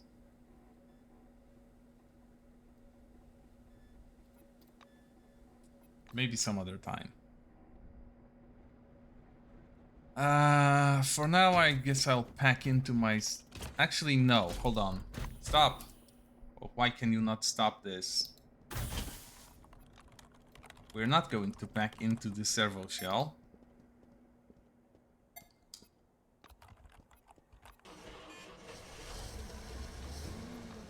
Because what I actually want to do is, now that I am able to, I will take one final crack at robbing the phalanx base of the last item that I haven't stolen yet. The girls can wait at the gate. But hold on. It's time to do the trick. We equip Fox with the funny glove.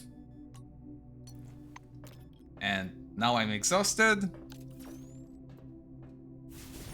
Now I'm not.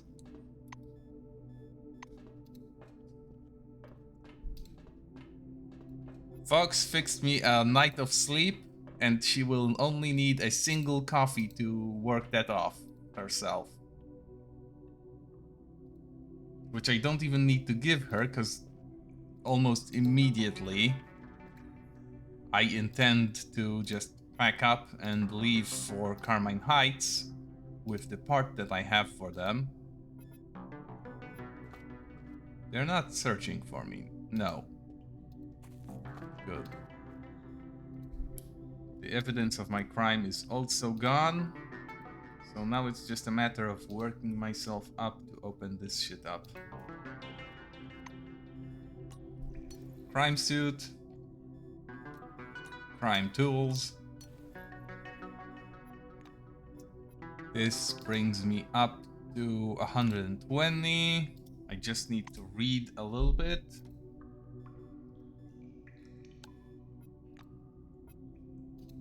And maybe stalk my way into it.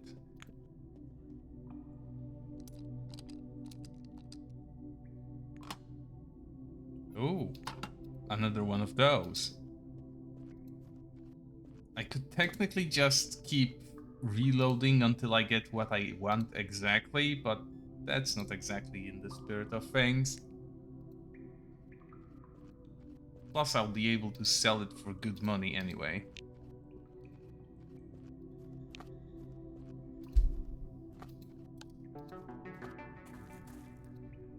And nobody suspects a thing, even though I'm acting like a subhuman orange. I should probably feel shame, but... well... let's just say that I don't have any. At least when it comes to stealing in video games. Most of them are designed around the idea that you will steal.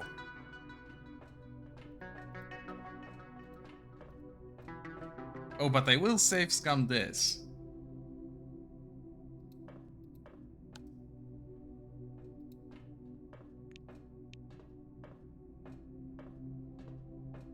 I did save the game, did I not? Surely I did. I wonder if I can steal this shit. No, wait, don't detect me.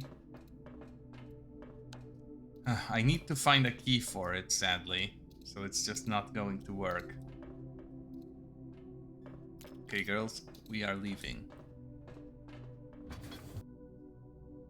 And again, I wish they gave you a choice to just leave the area completely. Instead of putting you at the gate, and you have to run.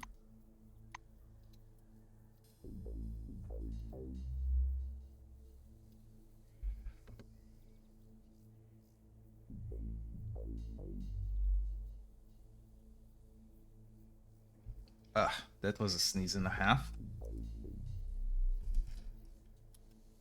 Hold on. No, it didn't break. Oh, wait, right. Ursula no longer exists. Well, she's too big to park in here.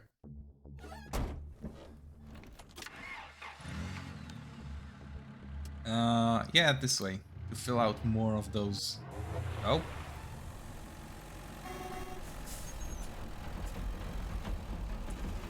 Your peaceful journey is interrupted by an alarm from the onboard computer. A small screen displays hydraulics error, emergency stop, after which the engine starts to slowly decelerate. Ursula comes to a heavy stop.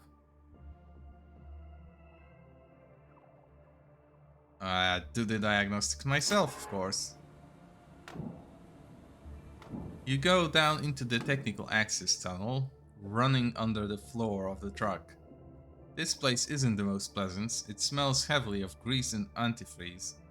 It's also so narrow you can only crawl up forward. On the bright side, the first fuse box, which is responsible for the hydraulic drives for the doors and controls, is right in front of you. Well, I do have the tech skills, so I can just check it myself. You carefully examine the mechanism. It's not subject to heavy load, so it's definitely not the source of the problem. Go further. The tunnel narrows slightly, but fortunately not for long. You have to squeeze between two huge tanks connected to the road train's front hydropneumatic suspension. The mechanism itself is located here by the tanks. Check the condition of the second hydraulic circuit. Everything here looks to be in order, one might even say flawless. The machinery is clean and dry, no signs of corrosion or leaks. Surprising with the age of the vehicle, but okay. Keep going. You crawl to the very tail of the road train, Ursula's most important hydraulic system responsible for the rear suspension and tailgate mechanisms resides here. At first glance, everything looks good, but when you remove the protective shroud that covers the compressors, the scale of the disaster becomes obvious. The system is clogged with sand. Well, I can't just fix the car without spare parts. The suspect parts are worn but not hopelessly deteriorated, so you decide to carefully reassemble the mechanism. With your intervention, the hydraulics will last longer. How much longer is a whole other question. After lifting the hatch, you return to the cab, sporting an aura of victory. The malfunction has been eliminated and Ursula is back on track. You can drive now. That truck is a nuisance. Filling out the sectors. There we go. Oh, there we go. A discovery. I do intend to get as many of those as I can. One could say I'm going for 100%, although that is not possible anymore because I killed 2 companions.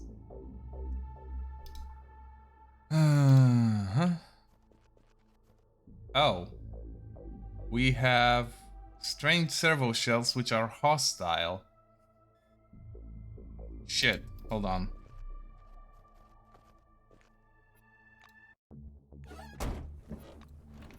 I need to go through a few loading screens to get my own servo shell.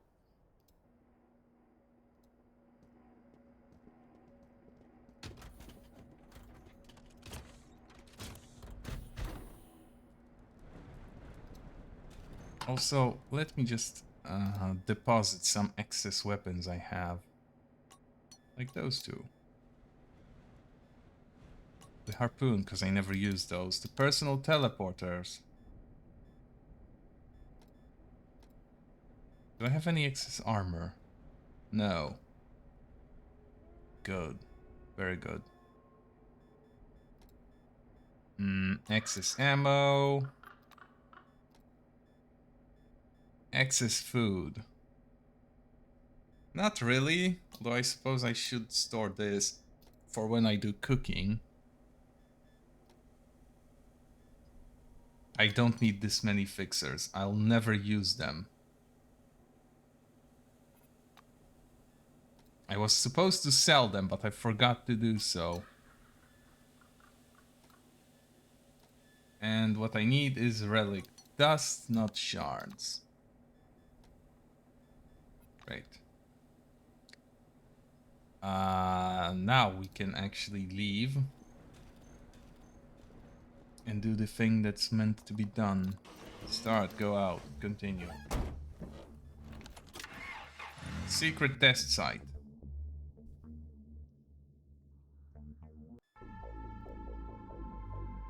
These guys are very fortunately weak to energy damage, which I do with all party members. With a little bit of luck, this should be an easy fight despite facing off against servo shells.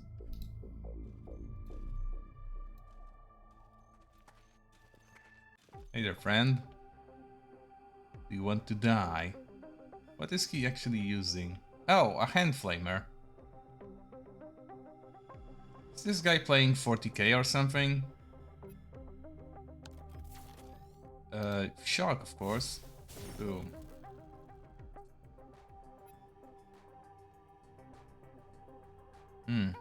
Yeah, it's energy damage. Should be fine.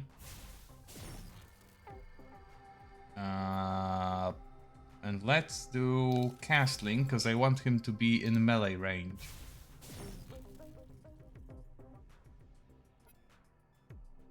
Oh, smart, no. Hold on. This stuns. Oh, but it also stuns the user.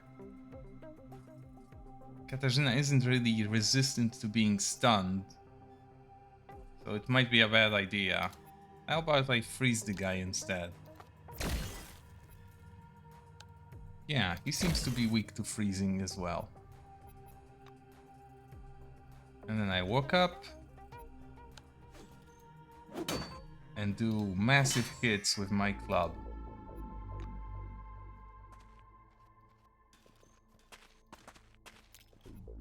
And we repeat this with the next guy.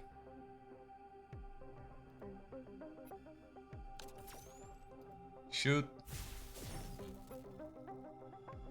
Teleport.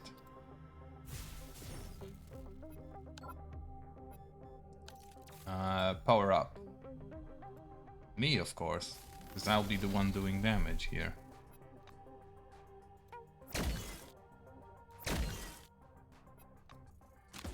Oh shit, he actually gets to shoot. It's not a lot of damage, but still, I am surprised. And a little bit disappointed that I don't get to steal his weapon. But that's fine. Somehow we are perfectly equipped for fighting people in power armor. Any cool stuff here? No. Anything cool here? Or is it just a side access route? Yeah, this is just a side access. Although it might be that something is in here. This kind of little hidey hole. Oh, there's a hole in the wall here. And a trap for me to remove. Do I care to go in through here though? This is the sneaky path in case I was trying to sneak in. And I don't really need to sneak. I can just fight them directly.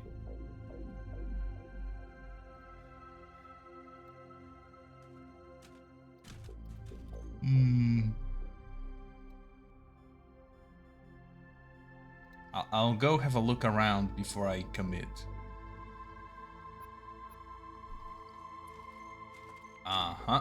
Nope.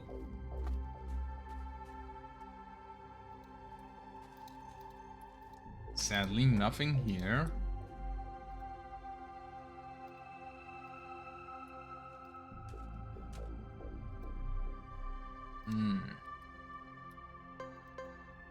Ah.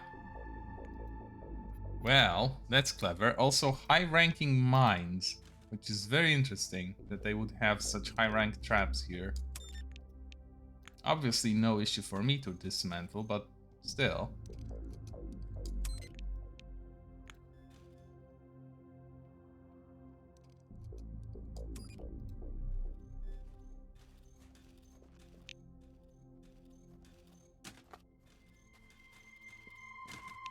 It seems this is just another side passage for sneaking in, though.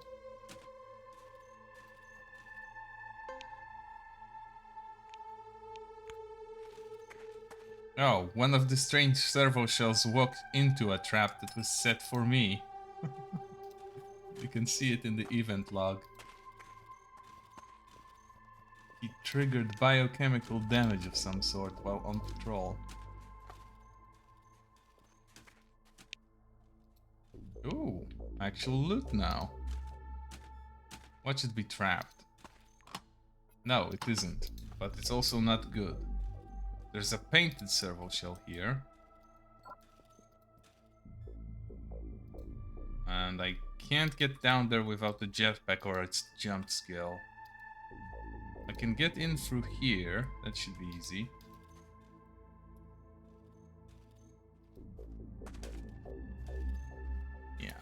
It just pretends that it's hidden. Target practice. Let's hope I don't become target practice. A mine. Covering up another barely hidden passage. Fox, for fuck's sake! Children with autism.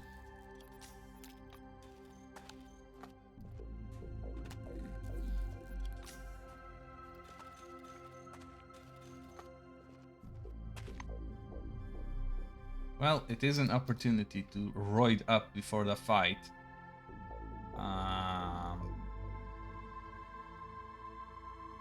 Sure. Coffee for me. Soda for the kid. Coffee for wife. Candy for everyone.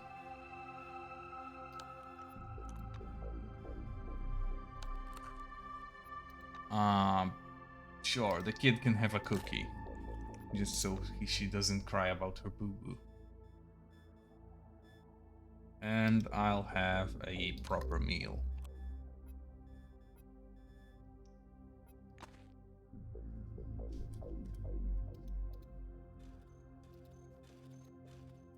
We're going to be having some fights now, so let's save, so I don't have to do all this shit again. There's a lot of holes in the walls here. Might as well not have any walls at all.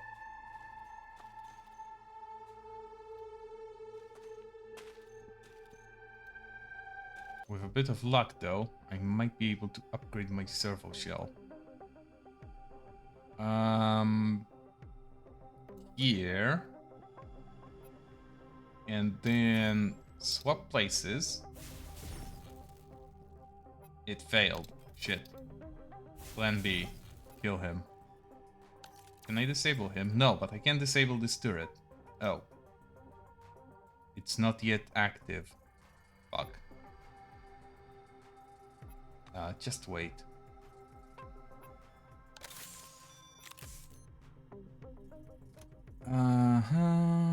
She needs at least 6 AP to fire this thing. I'll just let her wait for an opening. Oh, surprisingly enough, I can just kill the shell with gunfire. Why would that be possible? Structural damage located.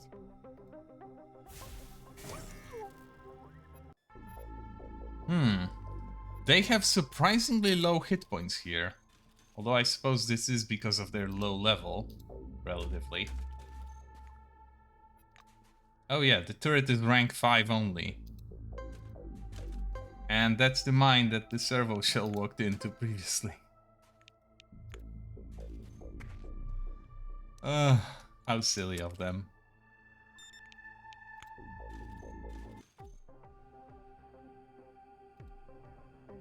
Violator. Stop the attack. How about we shut Structural down? damage located. And even though it's shut down, I can still attack it as if it was outside.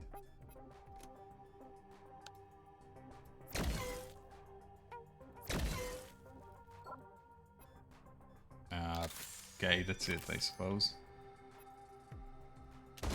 Gun. Shit, I don't actually have IP to fire the gun twice.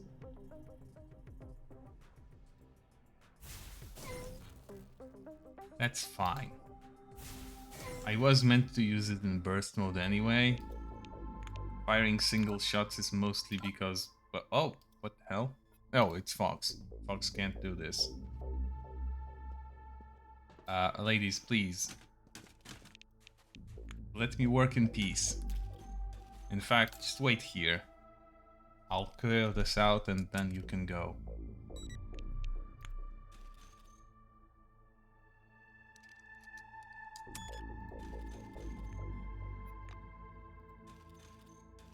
Okay, everything is done, at least for now. Let's deal with this guard. Why not? At this point, there is no reason not to.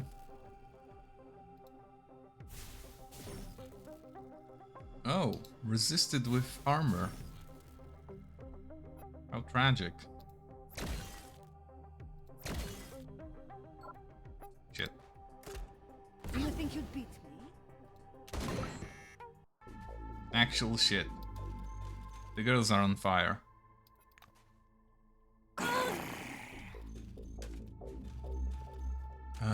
And I have no way to remove the fire. Is there anything I can do to fix it? Stops bleeding.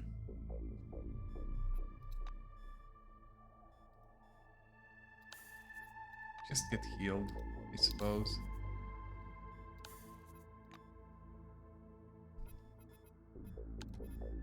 I have leveled up already, which is ridiculous, but okay.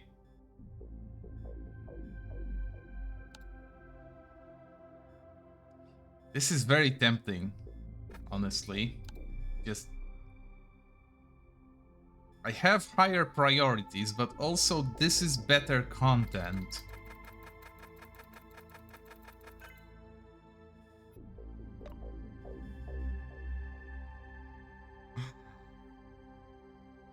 Now, let's, at the next opportunity, actually make one. Switching to combat mode. Oh. These strange servo shells are operating independently. Hey, you there!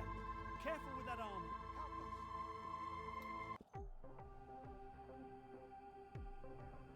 And Bill Roper is apparently not part of the servo shell team.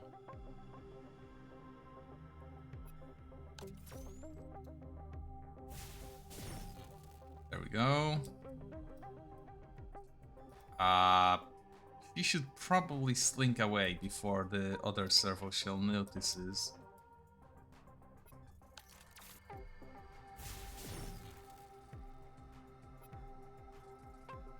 And yeah, let's empower me. Fox herself will need an energon, but that's fine.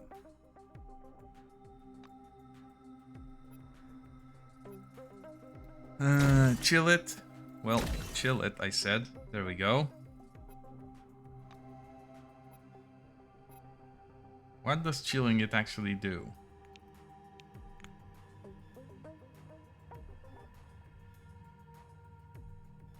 Lowest fortitude. Oh, and I can scan those guys. Shit.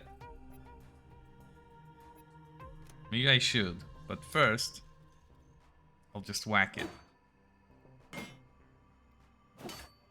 Requesting assistance, over. Bill calls for aid.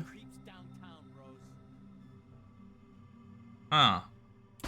The science team doesn't like the robots. Good. They are allies instead of enemies. With a little bit of luck, it'll stay that way. Although this is very worrying because... shit. Now they are going to take their turns, and I have to wait. Come on.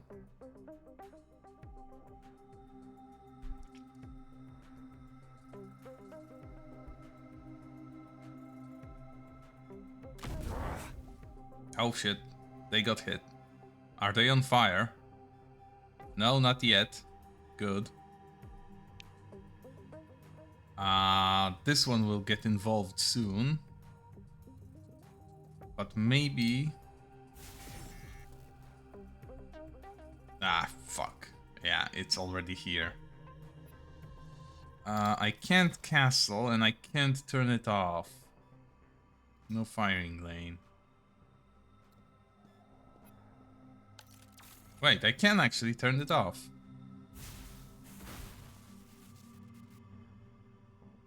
Oh, because it's fully robotic. Right. Shit, that's right. It's actually a full-on robot, not just a person in a suit.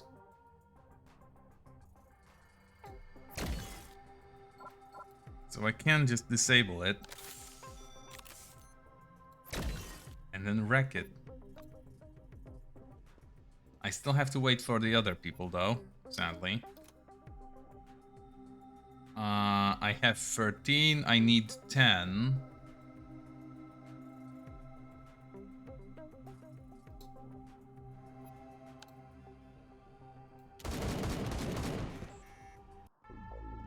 There we go. Take the loot. I'll talk to the people later. But first, I'll loot everything and actually scan those guys.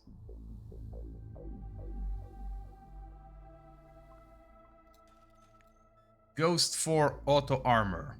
Ghost automated armor. Autonomous servo shell equipped with an autopilot system. Warning, deliberate damage to the following subsystems detected. Hydraulics, transmitter, AI, guidance.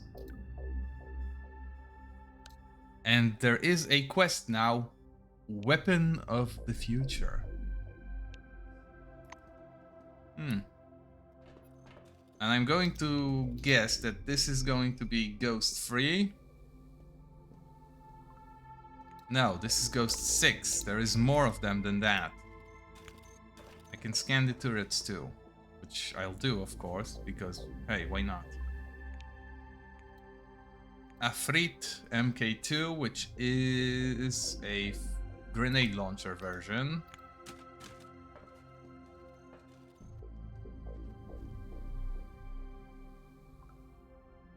Manticore 4, which is shotgun equipped.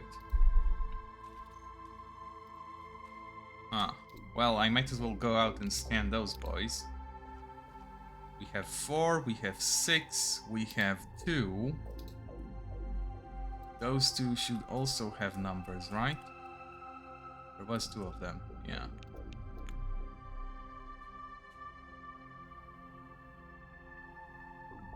We have number 3. We need number 1 and number 5. This is number 1. And there's just number 5 left. Which is... Wait. We did scan this one, right? No. So this is going to be number 5.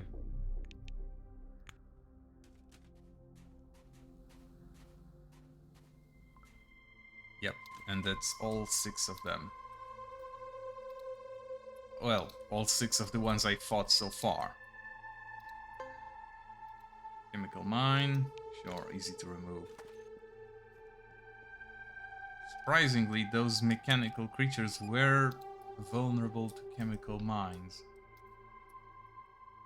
A ladder to the roof, which I don't see a practical purpose for, but we will send Katarzyna out to scout it off. There is nothing here. So you can get there for a sniping position if you need one, but that's it. Oh, and also, let me just... Come on, let me... Oh, shit. Okay, fine. Ah, right, this is the button. There we go.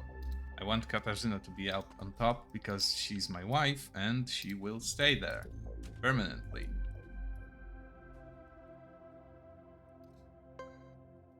Oh? A hatch underneath.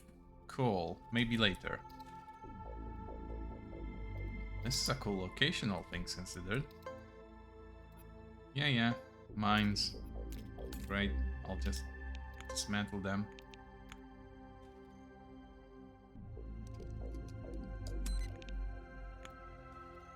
I have moments ago became god of contraptions. I can make Armageddon grenades, although the name is probably much more dangerous than the actual effect.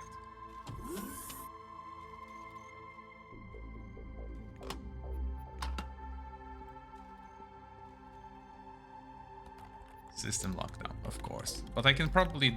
No, I cannot dismantle it. Much as I would like to talk to those people, I'd rather loot things first.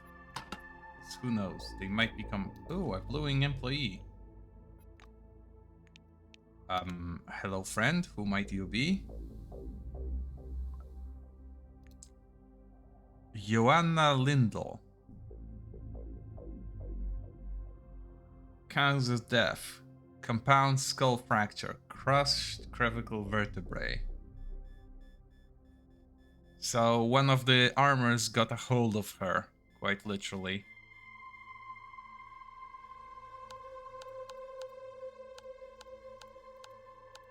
Huh, only 3 of them had any damage.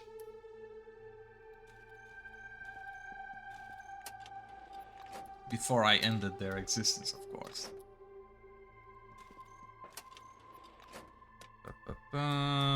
One more large and one more regular.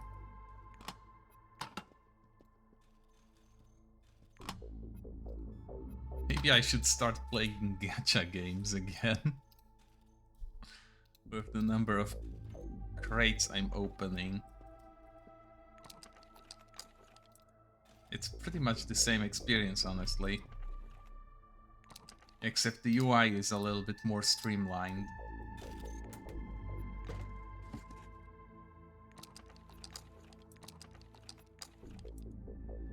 This one.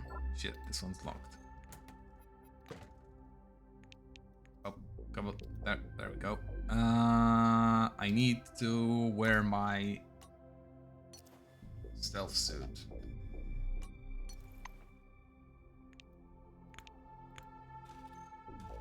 And by stealth, I mean crime. Oh, one of those headsets.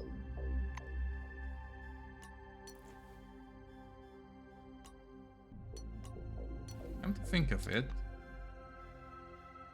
it is a full head helmet and mask.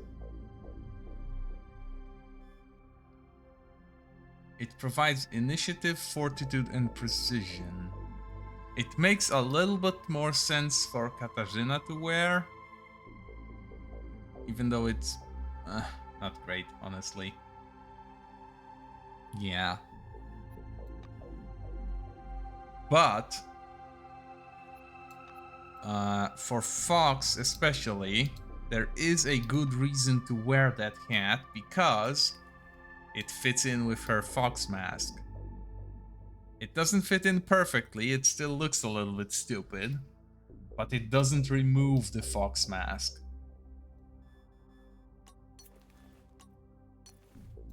She needs a full head helmet, because then the mask slot is technically occupied but free, and that doesn't clear out her Fox mask. I need to find her something nice to wear. Top-plate armor. This one is improved, and it's actually amazing. Well, I say this, but it doesn't contain any evasion bonuses. And companions generally prefer evasion.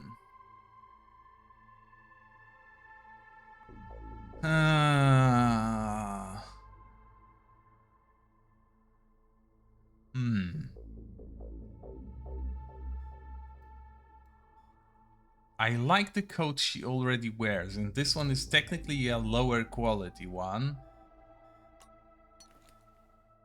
But it looks nice. It would look especially nice on Fox. Also, this coat would be perfect for me. Well, I say it would be perfect, but that's not entirely true. It's just aesthetically what I would like to wear if they have it in green. I very much like the idea of a breastplate with a neck guard. That's peak aesthetic as far as I'm concerned.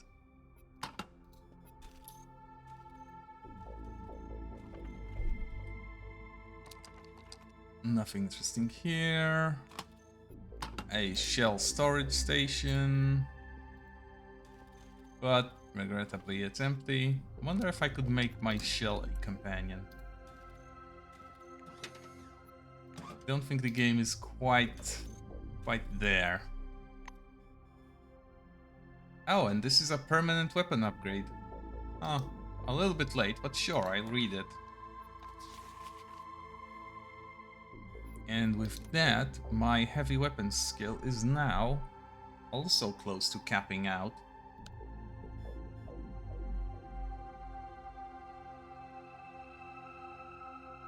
Shit, and the passive is good. I might spare the points to get it.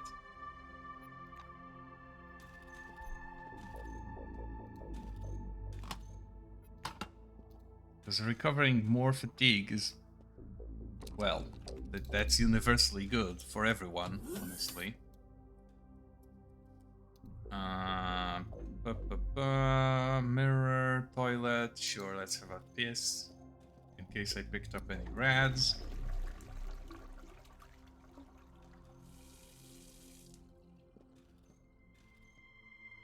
Ah, well.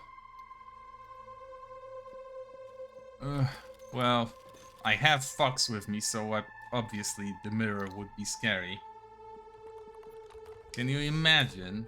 You approach a mirror and there's a fox behind you.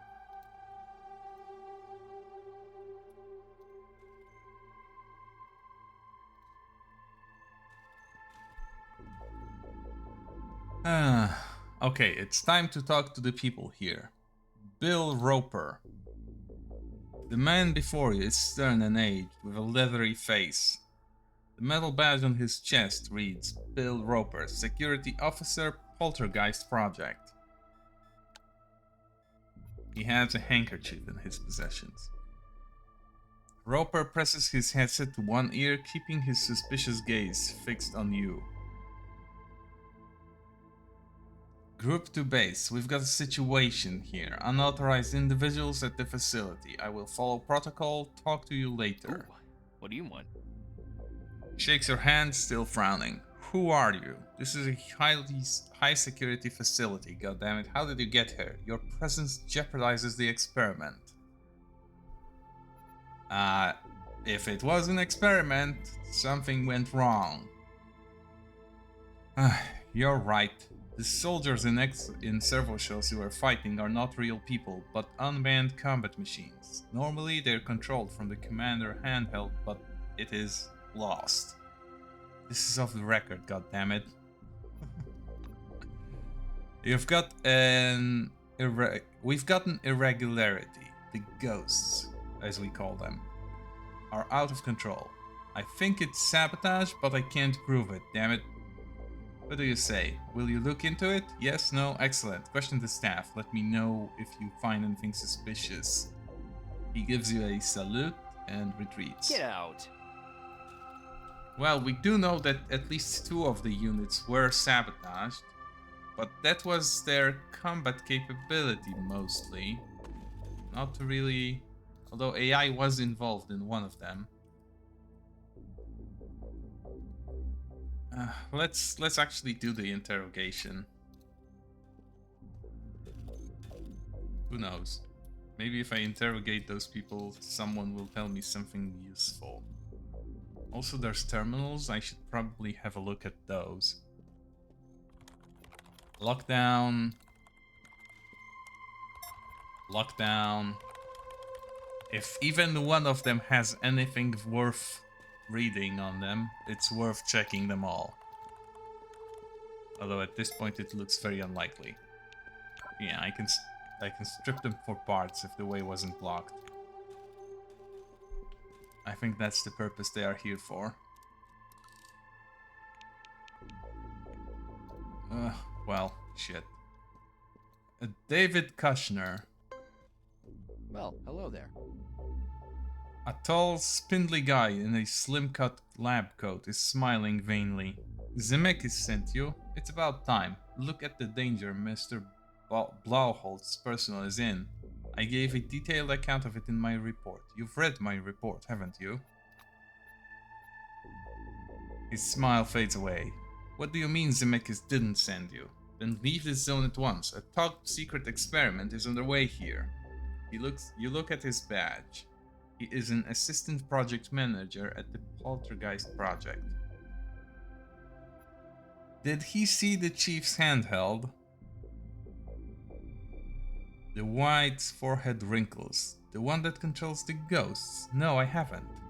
An unreliable system, isn't it? And there's a ventilation shaft. I think this just takes me between the 2 areas, though.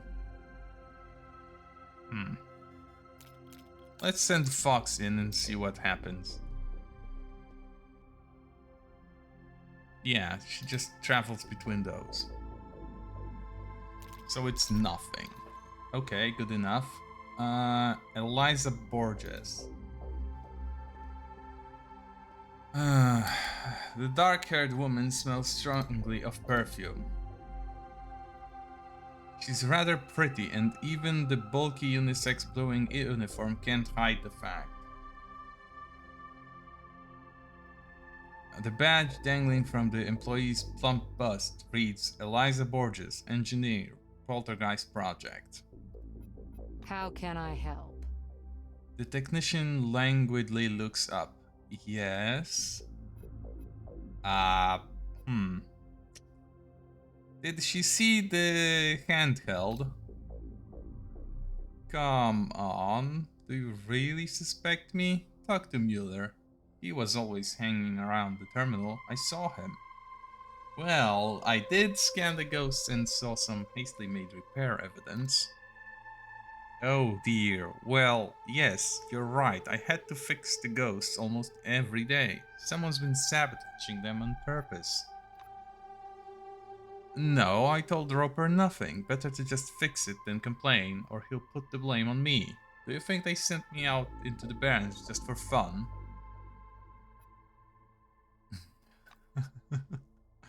I suppose no. Although, can I use that computer? This is the main screen of the Poltergeist Project control terminal. A few commands are available by default, but the control codes section requires the Chief's handheld to connect. View status. What status could there be of the ghosts that I have just destroyed? Ghost 1 is destroyed. Ghost 2 is destroyed. Ghost 3 is destroyed. Ghost 4 is destroyed. Ghost 5 is destroyed. Ghost 6, unsurprisingly, is also destroyed. Fascinating. Let's interrogate the subhumans first. Well, The orange's face proudly bears the expression of the utmost sheer dumbness. He squints at you with hostility. Quit gawking. What you want?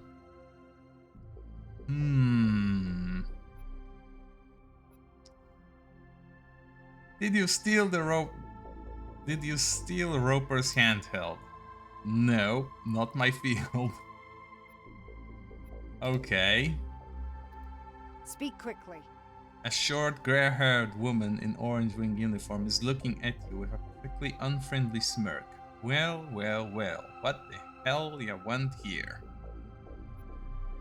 The badge on her flat chest reads Rosario Wood, Laborer, Poltergeist Project.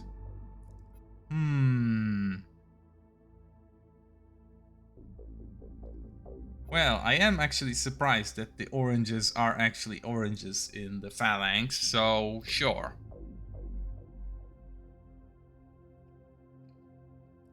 Oh my god, do you have footcloths for brains? Or what? What are you contemplating there? Don't contemplate, you're not so good at it. Did she take the handheld? Nope.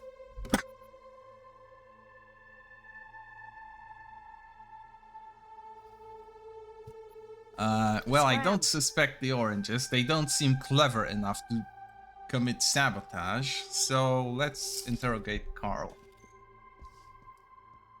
An ancient mummy-like man stretches his trembling hand toward you. You look down at his badge. Carl Blorholtz, Project Manager, Poltergeist Project. Does he have anything cool? No. oh, what do you want? Speak louder, I cannot hear well. He knuckles on his massive hearing aid. Let's ask what the project is. Dwight taps his hearing aid with a fingernail. Perfect, 9. Perfect niche. Testing has been unsuccessful. Whatever we do, it is far from perfect, if you ask me. Can I actually... Excuse me? You say prefect? There is kind prefect here, in the middle of the desert. Are you stupid? Oh, has he seen Roper's handheld? Oh yeah, I saw a lot of things, including handheld devices of different systems. Are you interested in mainframes? Amazing technology. Why do you ask? Later. Shit. Hey, can I trade with you? You again. No. Why I trade are with you you. bugging me? No. I hope we won't see you again. Shit. Oh, there is one more person. Uwe Mueller. An awkward, big-eyed young man salutes you with his thin, black-gloved hand. There's a badge on his chest reading Uwe Mueller, Guard, Poltergeist Project. Well, he doesn't have the handheld in his possession. I'm all ears. Private Mueller, how can I help? He stutters uncontrollably, plainly nervous about something.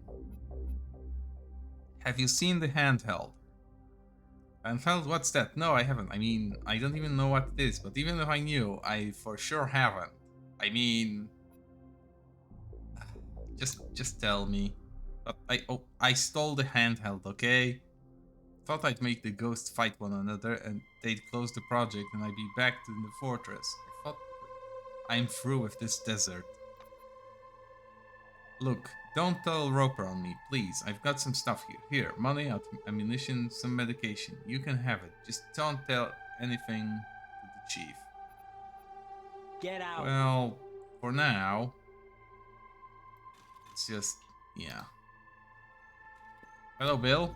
I don't like you.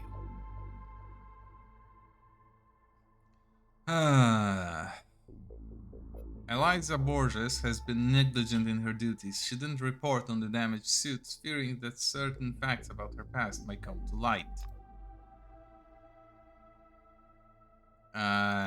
No jumping to conclusion. I need more evidence. Get out. I don't like you. Also, here's your handheld.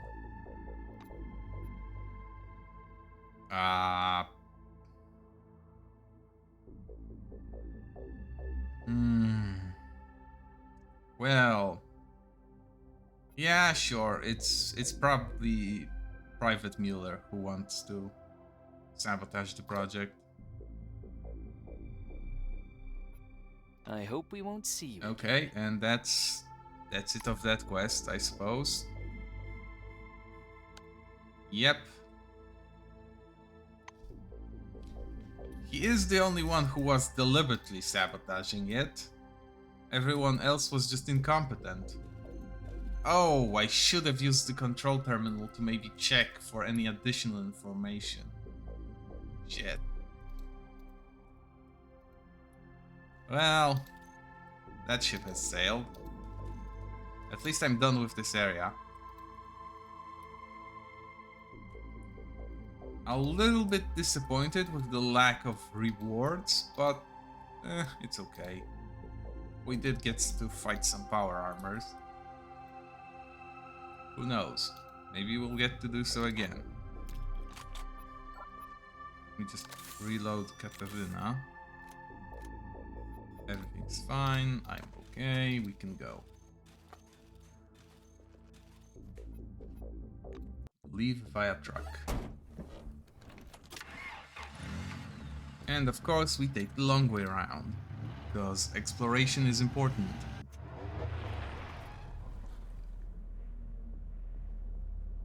Yeah, although I know how to get it, I just need to find the relevant enemies. Sure, let's park and look for a merchant.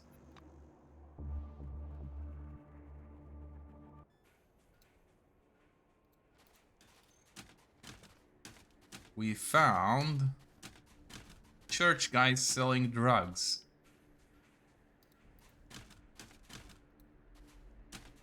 Speak quickly. Oh, right. Weapon in the pocket, and let's have a look. I don't have any drugs I could sell to him. I guess a pair of beers is good enough. Shotgun shells. This visor I don't need. And that's it for those. I've already read this. I've already read this. I've already read this. I don't need dirt. I don't need shotgun shells.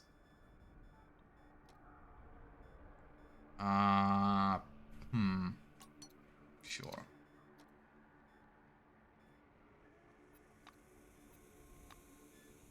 Oh, actually, since I am doing trading here anyway.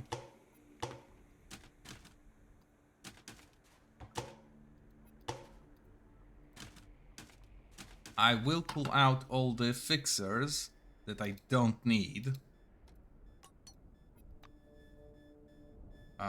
Where's the fixers? Tools. There we go. I have 30 fixers. I will never use this. I will never use this.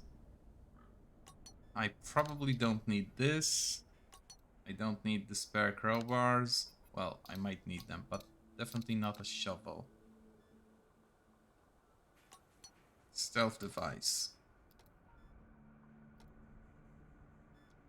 Shotgun shells. I'll never fire a shotgun in my life, sadly. This armor. The gloves can stay because I need them for science projects.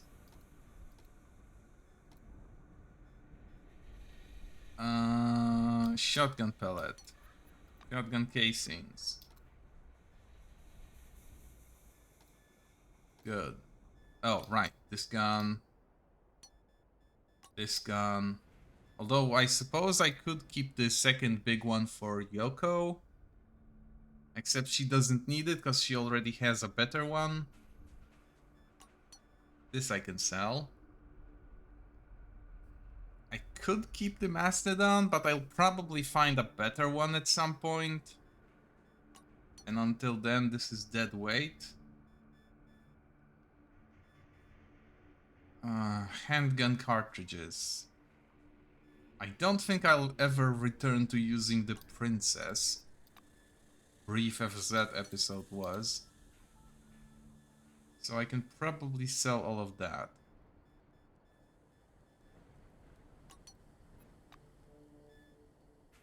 Good.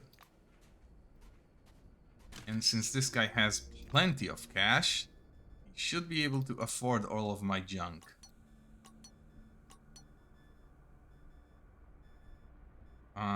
What was junk again? This coat, this thing, those two, actually one of them. This one. All the shotgun stuff. All the pistol stuff. Wait, which one is the pistol? This, handgun cartridges. Oh, they are... I might be selling a little bit too much all at once. Yeah, I'm selling a lot too much. Sure, I'll just cover it up with this. Should be enough. Can he match me? No. Super rad removal. He has $10 to spare.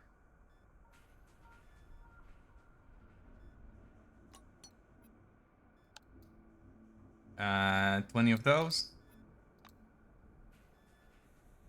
4 more.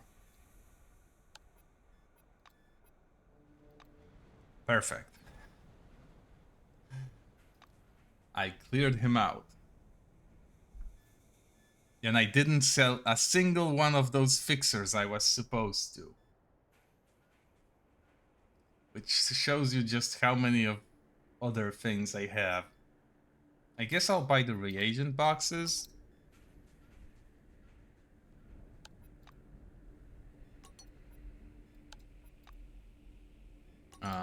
Two more.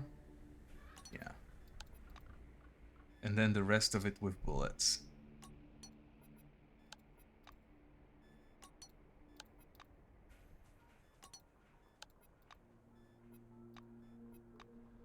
Cool.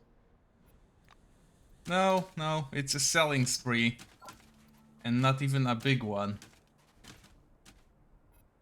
But I got what I wanted. Well, most of it.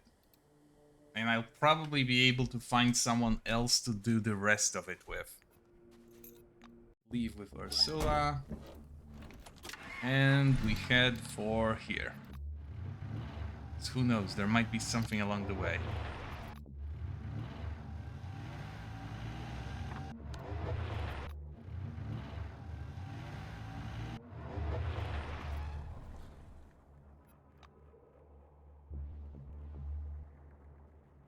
It's funny because while traveling by car, you actually sleep sometimes, as someone else takes over the driving wheel. Let's teleport some bread so I can get my rest. Oh, shit, she failed. Fox, can you please not?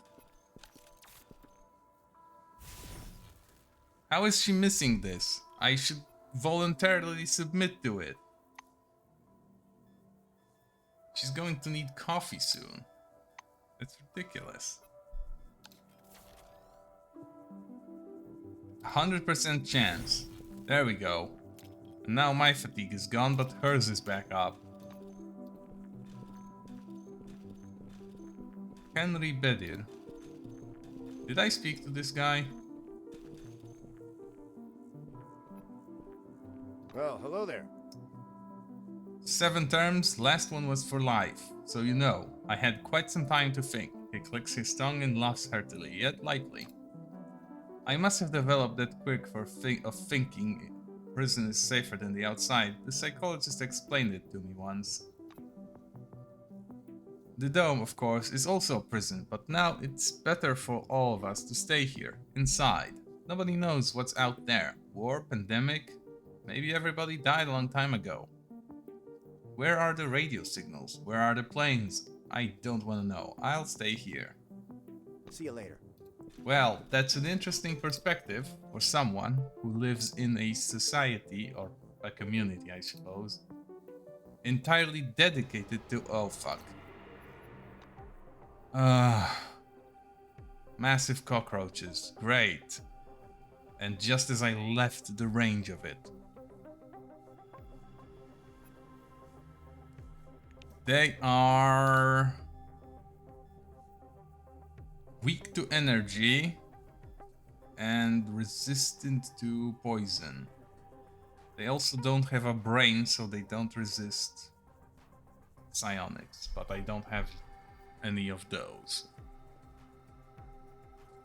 Shit. Okay, yeah, that's fine. Oh no, she's going to die.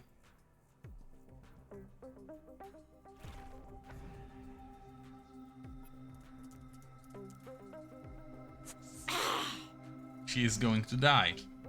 There's too many of them and I can't make it in time.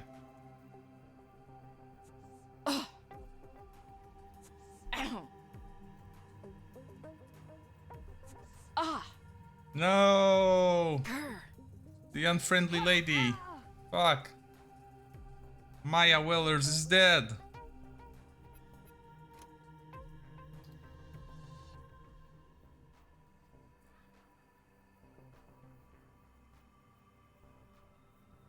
This is an actual tragedy. Oh, and I am so slow. Can I teleport myself? No, I can only teleport someone else. Shit.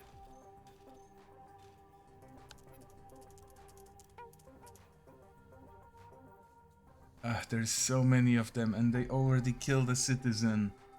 Thankfully she is not critical in any way. But it's still unfortunate that she is dead. How do they resist fire? Average resistance to fire. And the Roach Queen is actually not resistant to fire at all, so it might be a good idea for Fox to swap to her more powerful fire glove.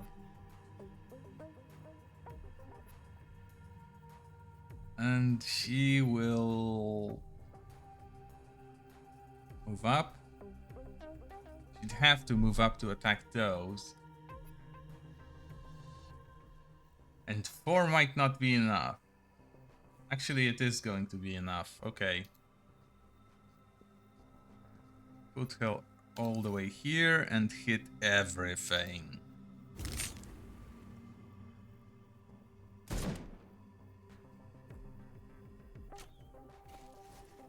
Ooh, he has a frost glove or something like that.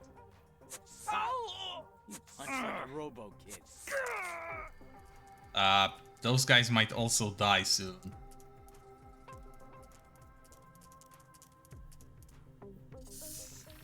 Not that I especially mind, but this is... This is Reisner voters who are dying so far. This cockroach attack might have been staged by Zemetsky.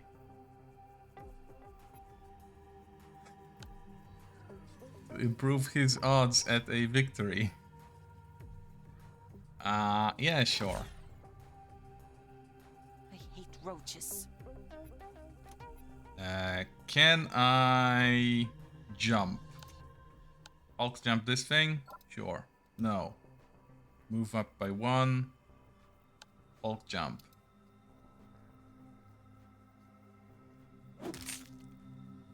It's knocked out. Great. Come to think of it, I can just slap it now. Since I'm already in range. Do I burn it or do I stab it? Stabbing doesn't seem to do anything.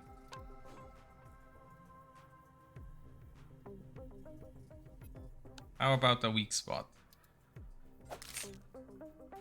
No, it's best just to burn it. Yeah, well, she can't burn it, so move up. Hopefully I'll be able to take some hits for the civilians. Yeah, they are now interested in me more than the...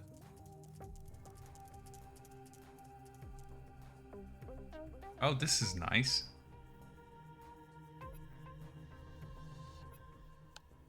Can I, with 2 AP, put her in a position to hit just the bugs? Like this? Maybe? Good enough. She missed, but it's still okay.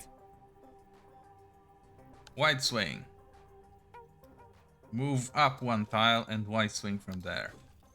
All of the bugs. 3 of them are dead in 1 swing.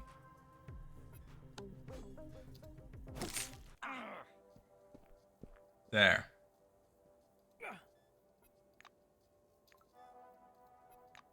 All of them are dead. Regrettably, so is Maya.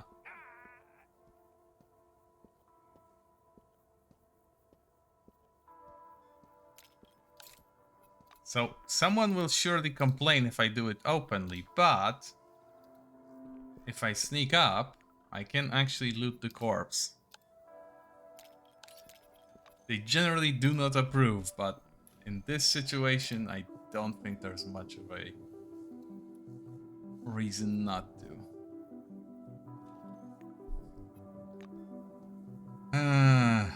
Well, that's 1 voter less.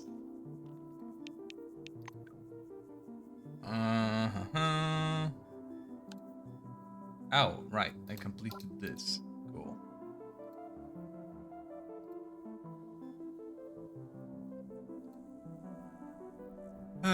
Let's deliver the relic. Todor. Make it quick. Sure, I'll hide my weapon. I have the icebreaker. What do you mean I don't? It's here. Yes. Ah, I give it to her. Here you go. Curiosity blooms in Hellworth's eyes. Sick. Now give it to me. Here you go.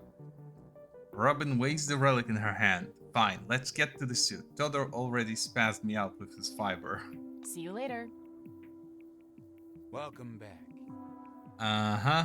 Thank you for the shellite. These capsules have so much fiber. Cronus spared no expense on these. Thank you, thank you.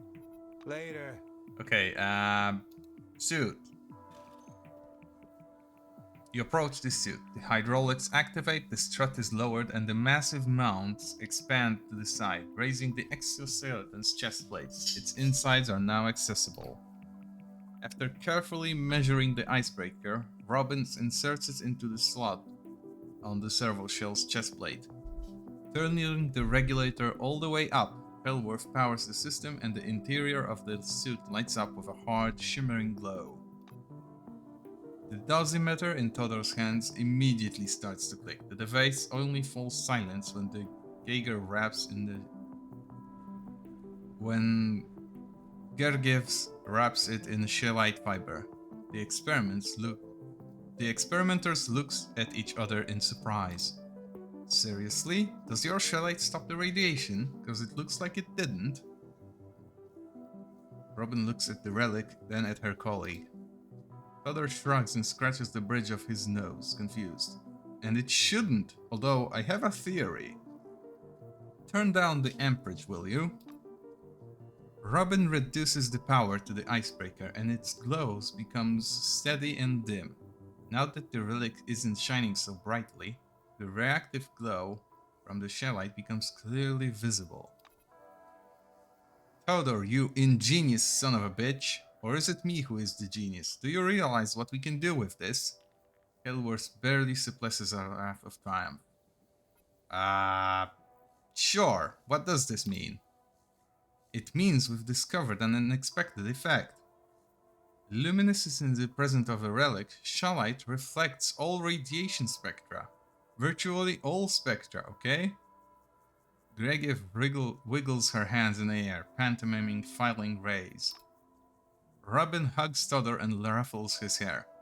You're my little asshole. You forgot something important. We can put shellite fiber on the outside of the suit.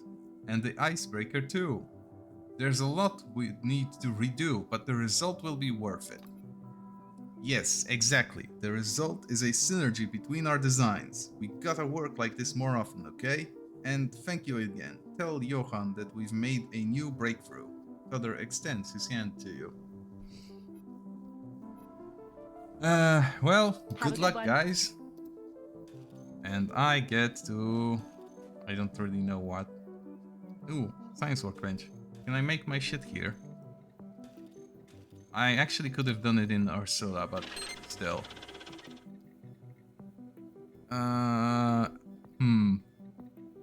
Oh.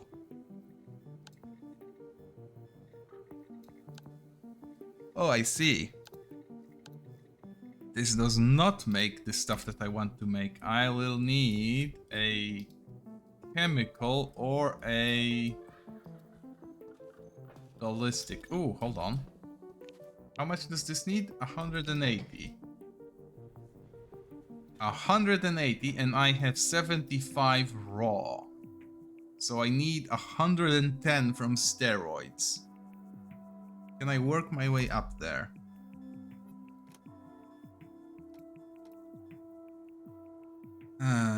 The suit is 15. The shiv and the other shiv is 45.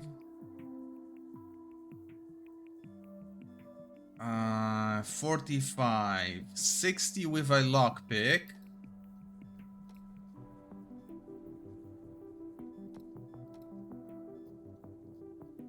$80 with a magazine. I am still 20 criminals short of being able to open the weapon display cases. One level of progression. Could be doable. Anyway, let's have a chat with Johan. Oh, hey, it's Igor. Suddenly you recognize the Russian engineer who was with you in the cargo capsule in September of '76. Igor Patanin answers you with a stare, your stare with a smile. Seems he doesn't recognize you. What is he doing in Carmine Heights?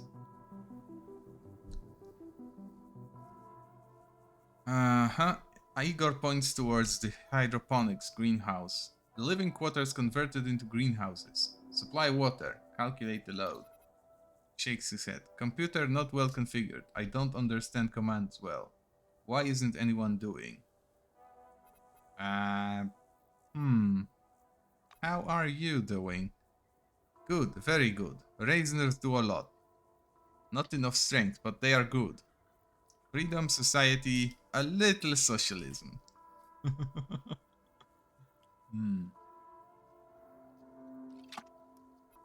Okay. Sure, let's remind him of the first meeting. And I think face familiar. Then I don't speak English at all. Absolutely not. You did going to Nashville, right? But how? How you survive? It was a miracle. We have saying to be born with a call. Patanin pats you on the shoulder with his heavy hand. Well, that's cool. I suppose he is doing well for himself. Good to see. Slightly worried about that little bit of socialism. But I fortunately don't have access to a helicopter anyway, so... he is safe. For now. Johan, the isosuit is ready. Finding it hard to drag himself away from his notes. Ah, it's you again. Sorry, I got a lot on my plate. I would certainly chat otherwise. Although, if you're here regarding our common cause, I'm listening. He looks at you expectantly. The isosuit has been mostly fixed. Johan spreads his arms uncertainly, as if about to hug you. Instead, he sheepishly pats you on the shoulder. Thanks for your help. Carmine Heights has high hopes for this suit. Unfortunately, that wasn't the last problem urgently requiring a solution. Right. It's about the water supply. Carmine Heights gets all its water from the salt marsh. It passes through a distiller at one point, which is a bottleneck on the entire system. It has sufficient power, but people are constantly complaining that the water pressure is too low. It only comes out in a thin stream. He exhales angrily and glances at Olivia. Oh. The main consumers of water are the laboratory, the kitchen and the shelter, and the hydroponics farm. I'm guessing it's a configuration issue, but you should talk to people in those 3 places first. That's it. Take care of the water problem, and I'll take care of the beacons. Johan walks over to the workbench. His body language makes it clear he doesn't wish to be disturbed. Ah, well. Oh, it's the wrong type of workbench. Well, I should be talking to the people, but maybe I can just fiddle with the computer and call it a day.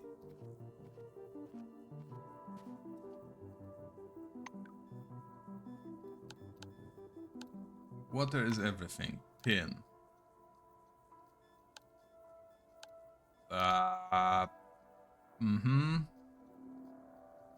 Water from the salt marsh. Capacity is sufficient but incorrect configuration.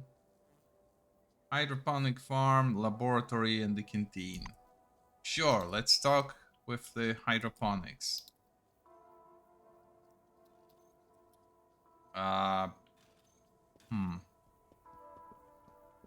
Who can I talk to? There was a lady here. Yeah, there we go. Welcome back.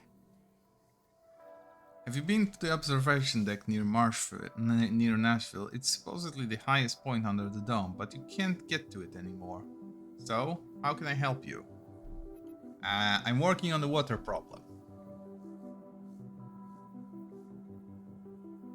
I'm pretty sure they are not the same person, because I have played Fallout Tactics off stream recently, but they do sound a little bit the same.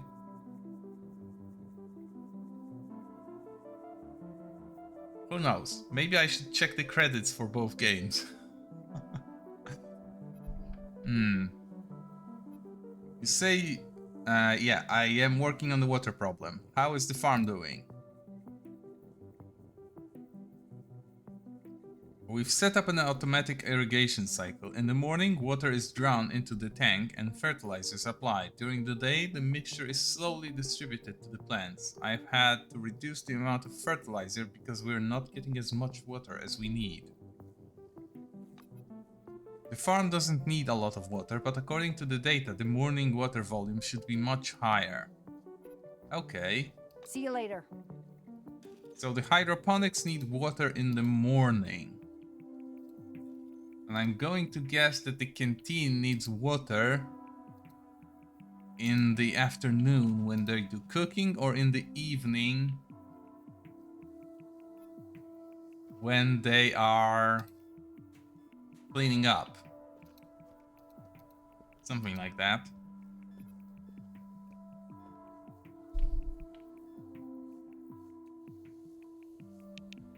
And sadly, I still run slow.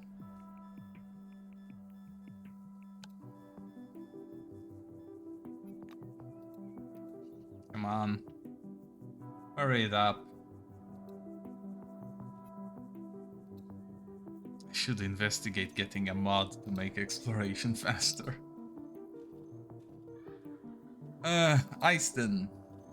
Hello again. I'm working on the water problem. Are things bad, frankly? Not even my ex could bring me down like this. It feels as if I'm losing all peace in my heart. I'm thinking about complaining to Johan in person so that son of a bitch can see how bad it is. It's okay in the morning when there's no dishes to wash. The water trickles from the tap, but it's just enough for cooking. In the evening, when it's time to wash the dishes, there's barely enough. The afternoon is our peak time, and as luck would have it, that's when things really start to go wrong. We need the water most during the daytime, maybe even more than everyone else. You know, I'm the kindest critter there is. Like a kitten, but without a tail. But the way the water flows during the day, well, it's plain infuriating. Do something about it, will ya?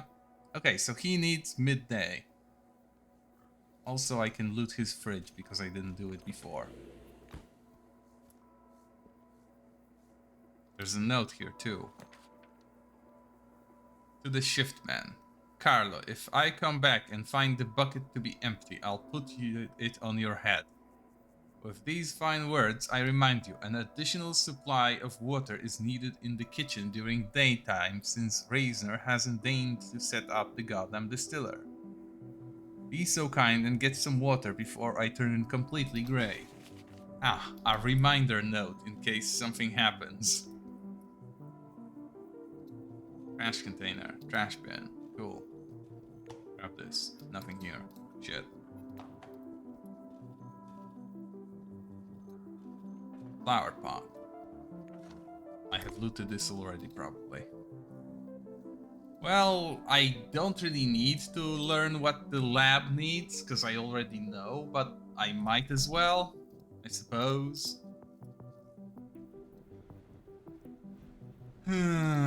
Well, shit. Okay, Todor. Glad to meet you. When do you need water? At last, I've asked Johan 100 times to do something about the water pressure. It barely runs at all until evening. And then the pressure is so high it's warping the valves. We need that water to cool our equipment. Okay. Goodbye. So it's too high in the evening when he needs it. And everyone else has not enough at their times. That was quite easy to figure out, honestly. I didn't need a full set, but it was along the way. And now I can mess with the pump settings, I imagine.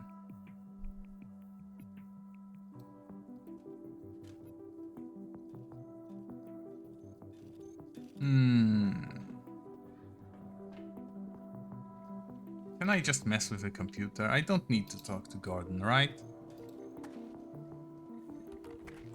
Ah, shit, it's in lockdown. Fine. Gordon. Yes? See you Oh, later. shit. Wait, what? Hold on. This is the pump center, right? Yeah, pumping station. This one? Oh, the distiller. Okay. Oops, my bad. Oh, I can just tech my way through this. Sure, no need to solve a puzzle, just make it work automatically. You're knowledgeable enough about such systems to reconfigure the equipment as needed. Now, the water will be distributed as efficiently as possible. The shelters, laboratory, farm, and kitchen will no longer suffer any water shortages. Damn, I skilled myself out of a puzzle. How embarrassing.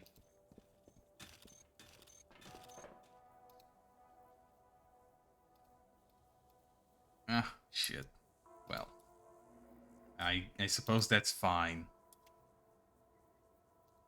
Let me just run my way. Okay. Johan. Johan is standing by the workbench, digging into some kind of device. This mechanism, resembling the insides of a folding umbrella, must be the Maelstrom beacon. The distiller has been Johan adjusted. nods gratefully. Yes, I was informed. The irrigation systems on the farm are working at full capacity, and the lab has all the water it needs too. You did a great job, thank you. I didn't forget our agreement. While you were solving Carmine Heights' problems, I took care of the beacons. You can find them in the safe. He hands you a key. Johan grabs your sleeve. I'd like to invite you to a family dinner, as a token of my gratitude. Will you come? Can I take Katarzyna with me? He shakes your hand. Perfect. Come anytime. Olivia loves to cook, so it's no problem if you just drop in.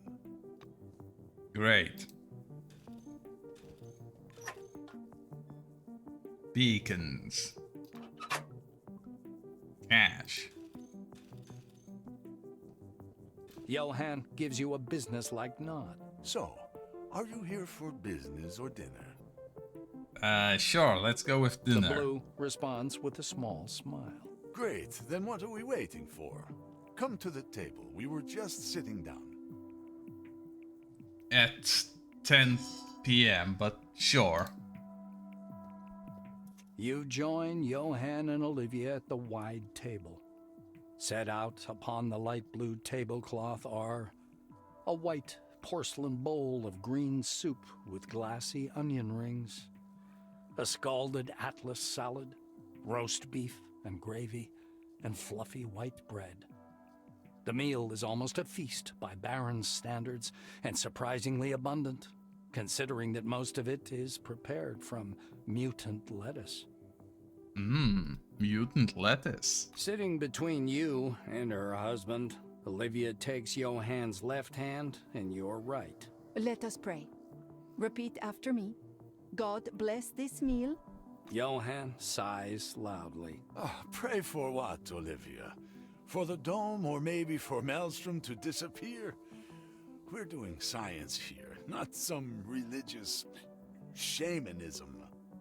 Ooh. Point for The Johan. blonde laughs softly and elbows Johan. But honey, it's tradition. Of course, we all believe in science here. Okay, no prayer today. Let's eat. Yeah. Okay, so she's saved. Help yourself, please. Olivia murmurs, serving you more salad. You know I cook a lot. I'm good at it too. But Johan barely eats anything. He's always busy with his inventions and science. Well, that's common enough, I guess. More sauce? Johann stops eating for a moment. You know, I have to listen to this every single day.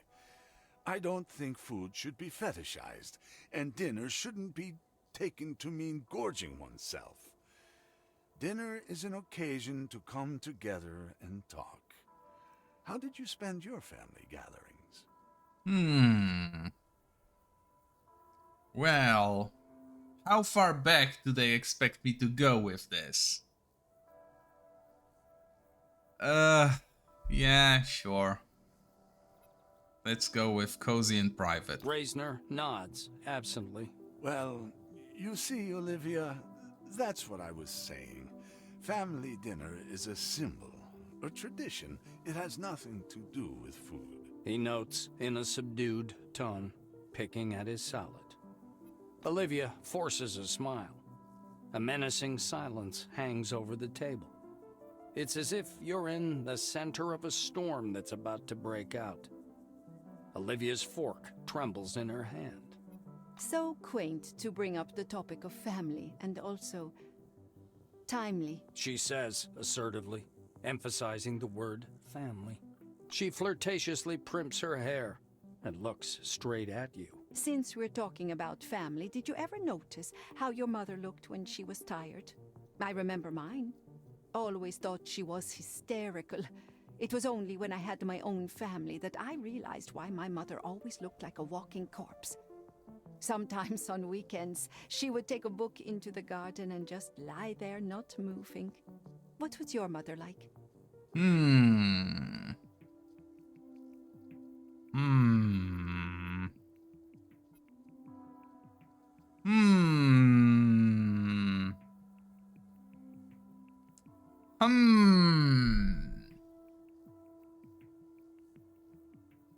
Well. Oh. Out of those, I suppose number one is most accurate. Olivia shakes her empty glass with a bitter smile. Yes. When Mom wasn't lying with a book in the garden, she was smiling too, bustling about and baking mulberry pies. It's just... I remember my mom's hands. They were so thin, like a witch's. She had a young face and old hands. She always kept them hidden. You know why that is. It's my father. He was slowly sucking life out of her like some vampire, but I never realized it until I myself got married. She casts a meaningful glance at Johann, making him squirm. At least now you're not pretending that we're not talking. Surely our guest's presence has a positive influence on you? Olivia sets her fork aside and gives you a look of contentment. As a child, I naturally didn't notice anything amiss about my parents. And yes, I loved my dad. Now I realize I was unconsciously looking for a companion exactly like him. And I found one. A too similar one, even. Just as serious, just as private, just as unable to listen. So similar, in fact, that I... We are unpacking some very deep-seated trauma here. Johann noisily pushes his plate aside. I think you're straying from the subject at hand. We were talking about traditions. Olivia grins ruefully. Oh, yes, I was describing our main tradition, which we both borrowed from our parents and brought to our own family. We're the same as them, and our marriage is like this because you, Johann, don't know how to negotiate. You don't know how to listen. You think everything aside from your work is insignificant. Ooh. If that was only our concern, I'd endure it like I've been doing for many years now. But we have Carmine Heights, and it is about to crumble. Just because we can't agree on some things. God knows I didn't want to bring an outsider into this conversation, but since you are not listening to me, maybe you'll listen to what the employee has to say? She's looking at you, desperate for some support.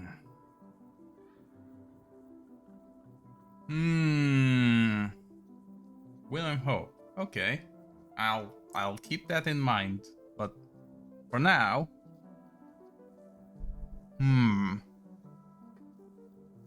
Olivia is throwing a tantrum, but at the same time...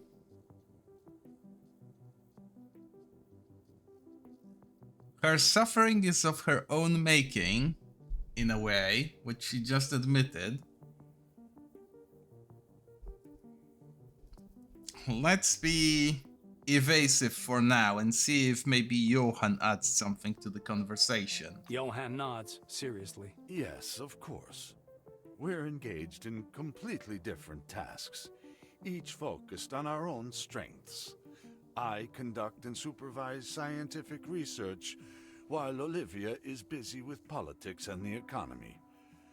Are things really so bad that the settlement needs to be saved? What I've been trying to say is that we've got a stable and rational system. Oh. I was talking about something else. Yet again, he isn't listening. Olivia mutters under her breath. Her eyes are overwhelmed with poorly veiled anguish and despair. She nods severely at you. Thank you for joining us for dinner. Johan and I were both glad to see you. Ooh. Ooh. Also, there was booze at the dinner. And somehow my ass fitted itself into a chair with a servo shell still on it.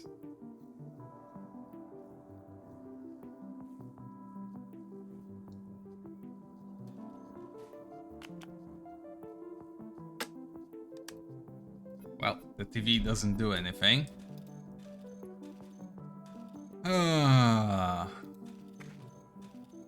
Maybe I should have a little bit of a sleep.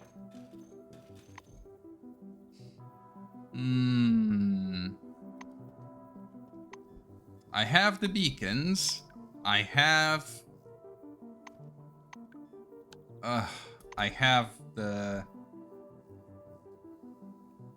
protectors. I need a truck for which I need to go to Magellan, and I need the church gizmo for which I need to visit church.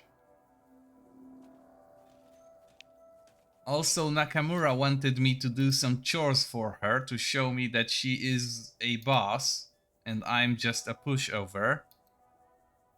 Which makes me very tempted to just kill her and see how that turns out. But I don't think Henrietta would approve, and I very much want Henrietta to approve.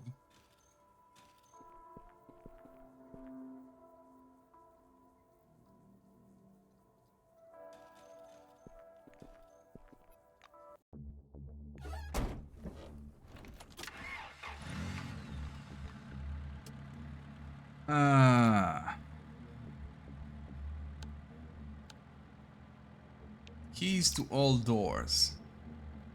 Find Antonio Aguirre on the floor 3 and take the box from him. Sure, that's doable. Do I want to go the long way around though? No. Let's just head like this. Nope. Ursula Autopilot copes with its task perfectly. The huge road train confidently plows through the sands as you lounge in the driver's seat, bored. Suddenly, the line "Unidentified signal registered" flashes on the onboard computer, and the LED on the headphones starts blinking.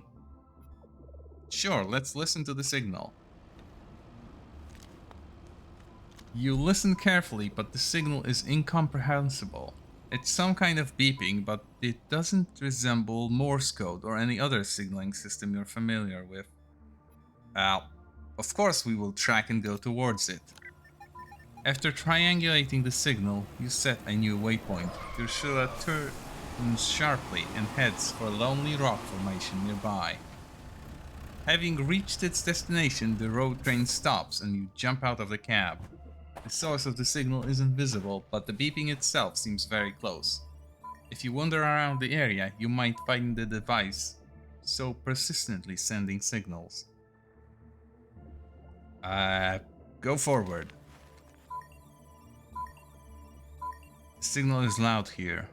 Looks like your target is close. Forward.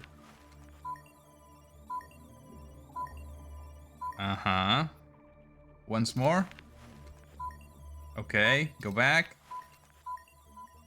Go left. Go right.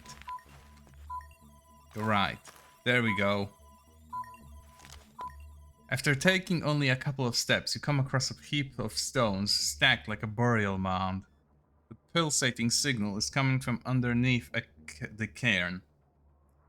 Whatever it is, you found it, though it's not yet clear how you'll be able to reach your find. The stones look quite heavy. I could use items, but I will just create leverage. You grab a couple of pike poles from your Scylla and use them as a lever to quickly clear the rubble. Under the stones lies a massive construction drone. The last time you saw one was at the Spire station back in '76. Turns out these machines were also under the dome.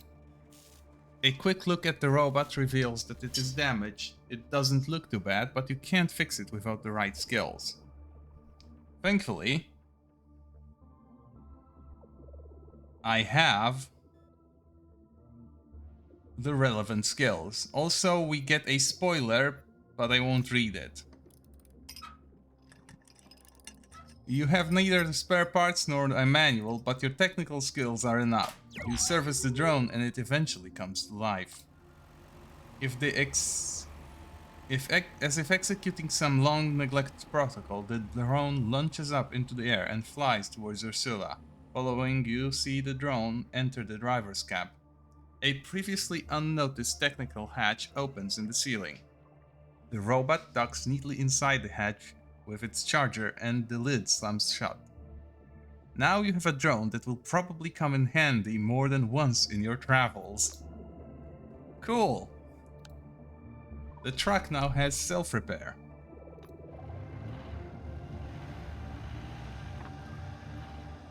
Up. We have a discovery. Ash Forest.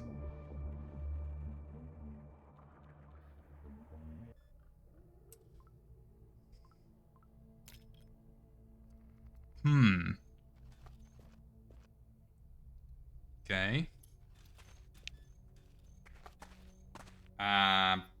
First of all, let's swap Fox's glove. And let's teleport me to give me a rest. There we go. Fresh as new. And Fox can fix herself, which is cheaper than fixing 2 people. Have a coffee. You can have a soda. I'll have a soda. Do I need candy or anything else? What does it actually do? Provides initiative. Sure, I'll have one.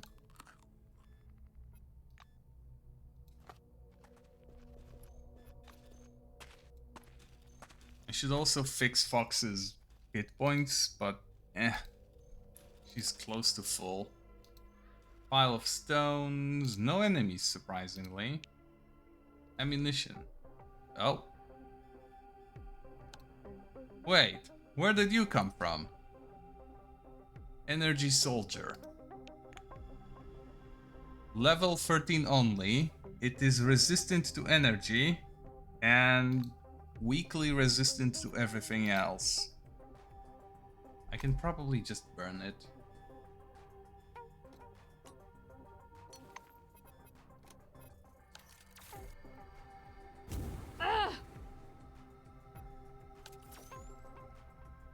Actually, does this reduces evasion? Sure. Let's ignite him or her, whatever it is. Now Katarzyna can shoot. Do I want to shoot the big gun? This is 10 damage per AP. This is 15 damage per AP, so... I'm afraid we are using the smaller gun. The big gun is for groups. And then finish the job with ballistics.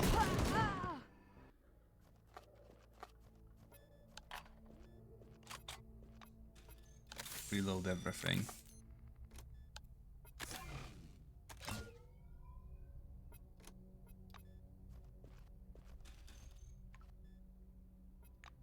This person was assaulted.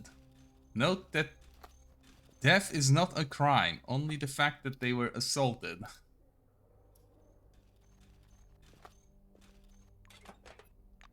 Oh, no, don't attack me yet. Yes, you have found evidence of my crime, but don't attack me just yet.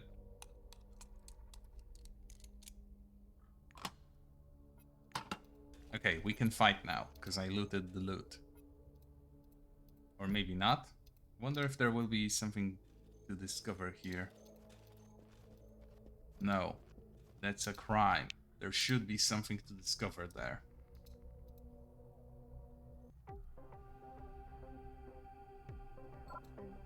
Just out of range. I can move for 2 and then attack.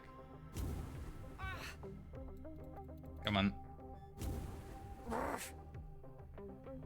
I really should consider a mod to speed up the animations. Maybe it's a setting I can apply? Hold on. Maybe it is a setting. Gameplay. No, there is no speeding up unless I hold shift to speed it up by triple, but that's not exactly what I'm looking for.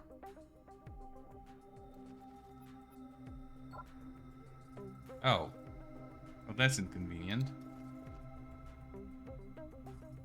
Yeah, everything moves very fast now. How far out of range? Sure, 5 tiles. Go, attack. Oh, come on, seriously? And this doesn't have any extra range. Can I shoot him? Yes. Oh, and now the death is the crime that they will investigate.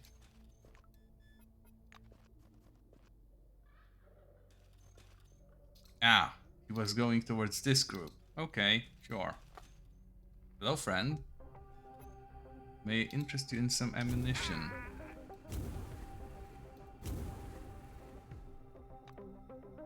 Delivered at great velocity, mind you.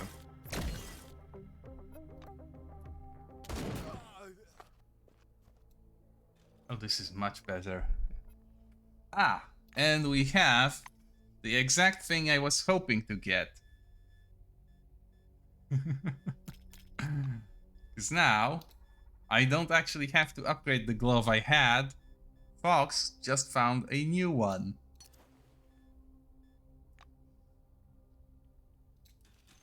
It's still not the best, but hey, it's there. And it's definitely better than what she had previously. Now, if only I could speed up movement while I'm exploring. That would be nice.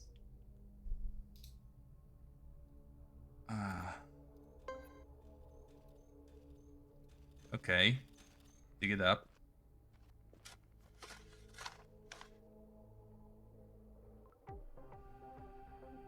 Oh. A toxic necroid. It does not like fire. I wish I could just replace her unique one. So she swaps between gloves, because the gloves are better equipment for her anyway.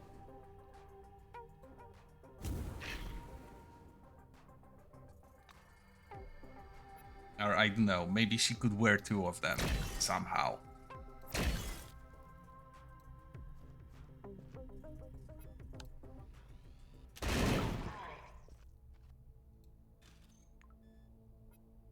Oh, speaking of gloves. This one regrettably isn't for psionics, but rather for punching. It is the Diplomat, which inflicts heat damage and provides additional fortitude.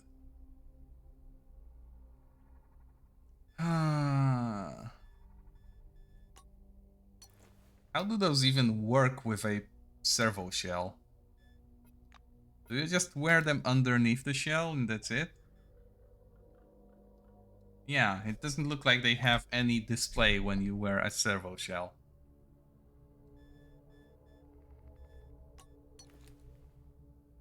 Which is ever so slightly hilarious, but okay. It's also quite funny that with a shell on, the stick is parallel.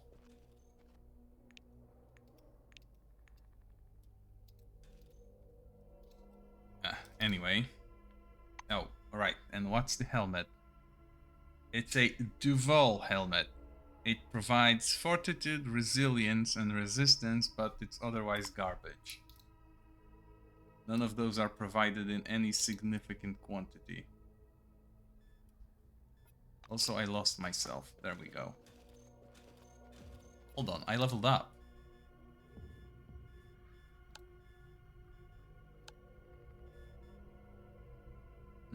I leveled up.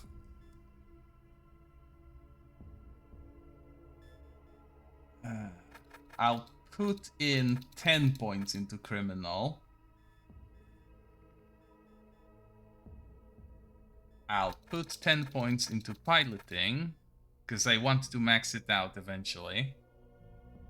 And I'll put 1 spare point into melee weapons.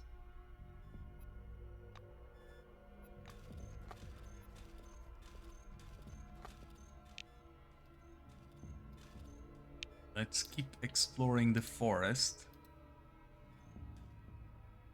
With a bit of luck, we'll find another combat encounter or maybe some loot. Oh, there's radiation here. That's far from ideal.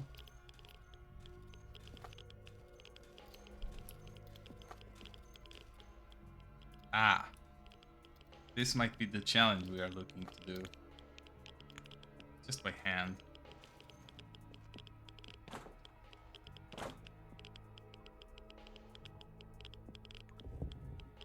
Some metal. Cool. I think it's the fog that's irradiated. Yeah. It is the fog. Shit. Necroid Sandman. Okay, sure. We can deal with that. Hold on. How much radiation did I take in? Not much. I don't have enough ARAD to make everyone radiation resistance, but I can just clear them out later. Oh? We have a large group.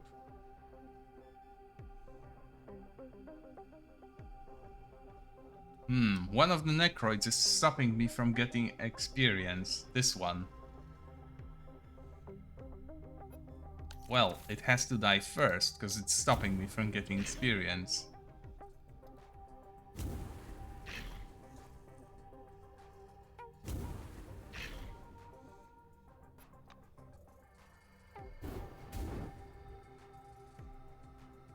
I took critical damage, but I also took no damage.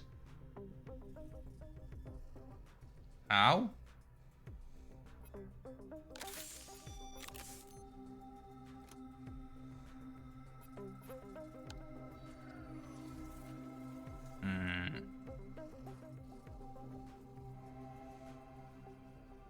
Yeah, sure, let's fire the big gun.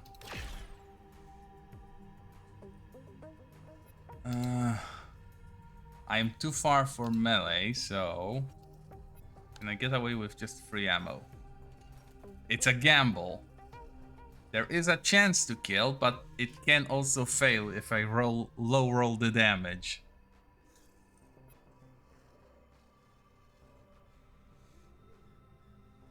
And this just consumes 2 more bullets to guarantee a kill, so... There we go.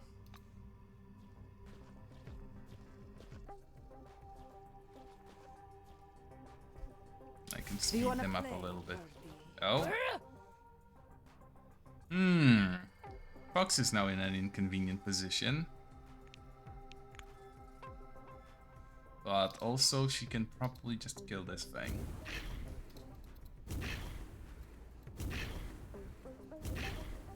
Close.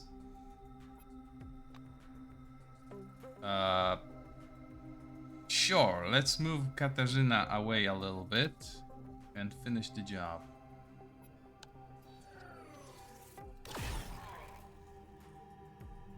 And then I can shoot this guy.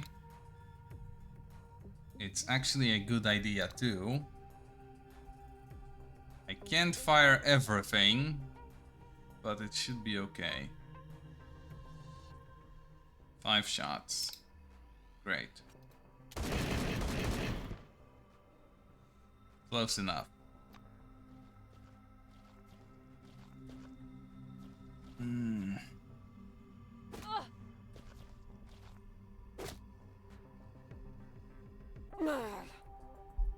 How fireproof am I that critical hits do nothing? I'm not very fireproof. Weird.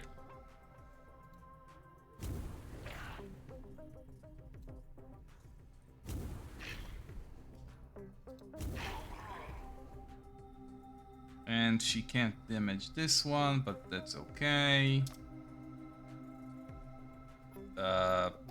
With this one. Oh, good. Why do her guns always jam? Stop it. You're hurting me.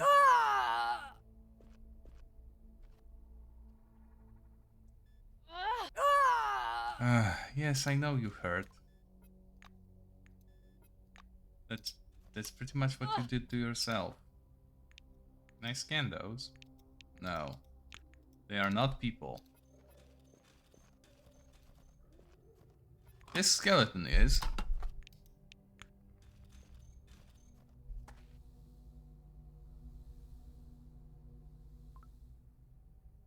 Unidentified person. All data is corrupted. He has a handgun. A biochemical handgun, oddly enough. I actually thought these are unique to companions, but no.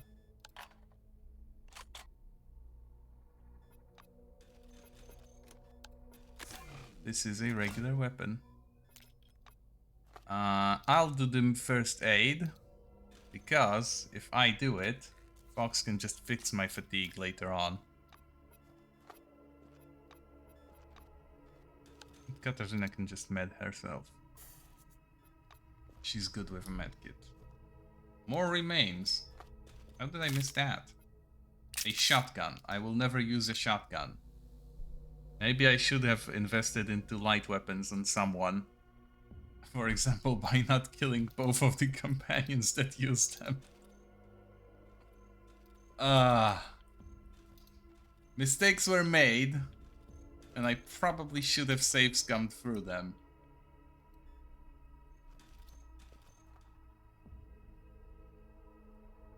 Oh, a new pile of stones. My muscles, of course. With my servo shell muscles. Ore. Heavy ore, mind you. Another pile of stones, great. There's a lot of ore going to be here. Oh, it's locked. Oh, and my muscles are on cooldown. Fox, can you? No, Fox is a... And Katarzyna is even weaker. How can it... Why would they put your muscles on cooldown?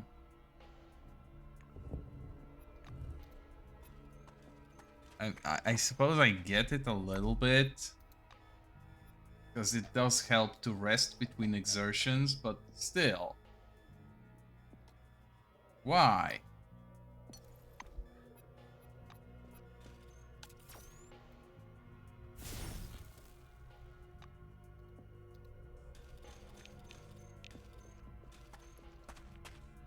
And the worst thing is, this isn't even 3 seconds, it's 3 turns for 5 seconds each. Oh, and there's more enemies. A hyena. We'll deal with that in a moment.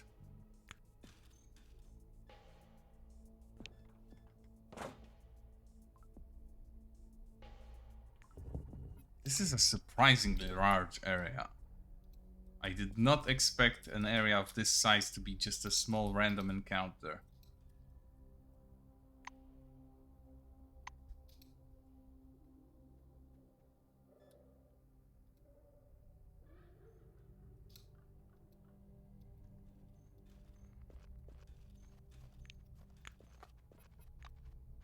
Right, well.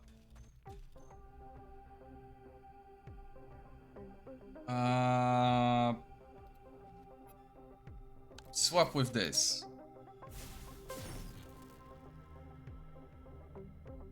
This might not have been the most brilliant idea I ever had. Shit.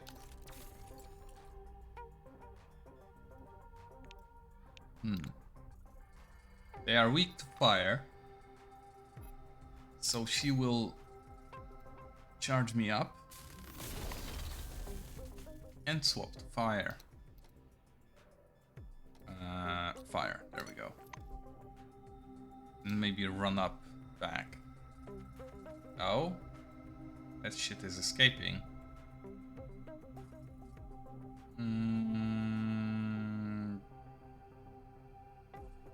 Here and skip. You'll save her AP for later.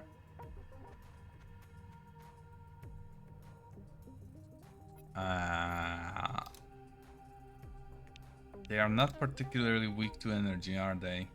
In fact, this one is resistant to energy. So bullets. It is facing away, so I can use the special backstab attack. And it's dead in one shot. Oh, that's just savage.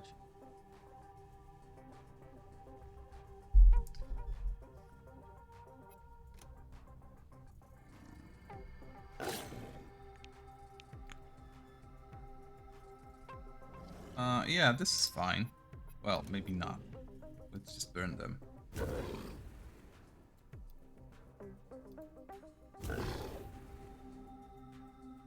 And then retreat slightly.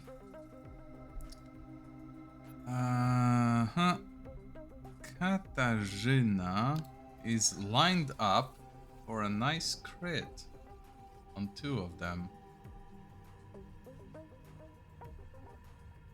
Can I maybe line her up for all 3?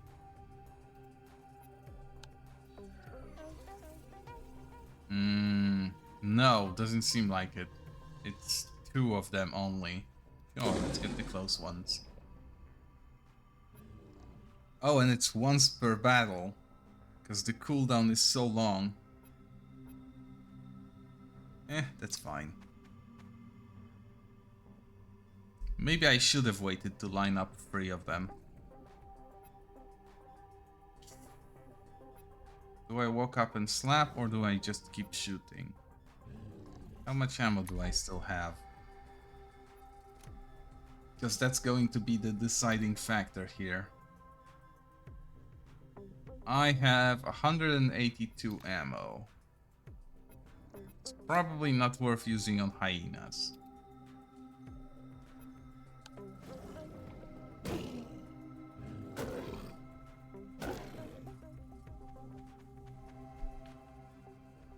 Especially that they aren't very dangerous, so even if I take a few turns to kill them, it's fine.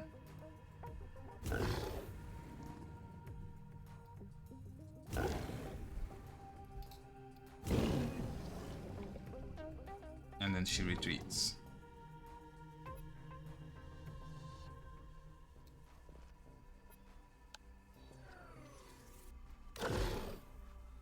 Great. Slap, slap, slap. Wait for approach.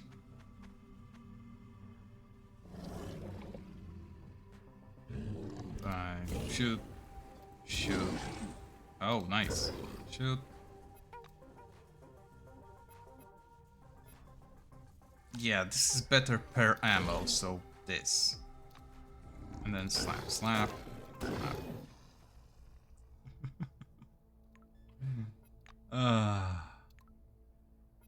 The hilarity of it. High speed slaps.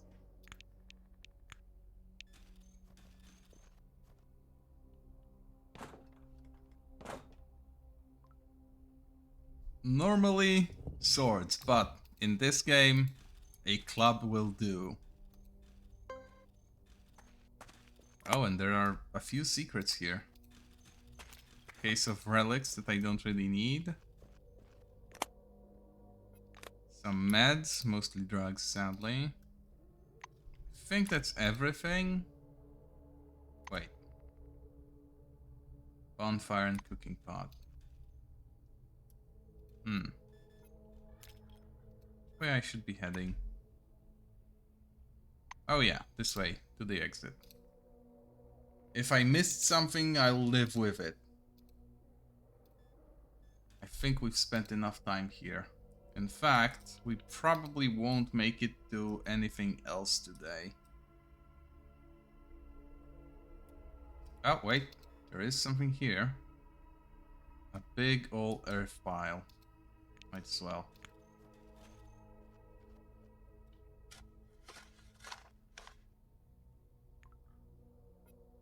Oh, nice stuff. Hold on, maybe I can actually find a few more nice things here. Oh yeah, there's a painted servo shell.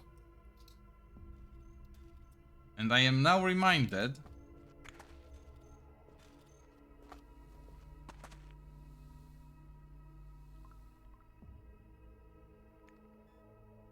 Mikhail Birkin in Servo Shell Mark I. He suffered from multiple compression injuries caused by malfunctioning systems. I received a message.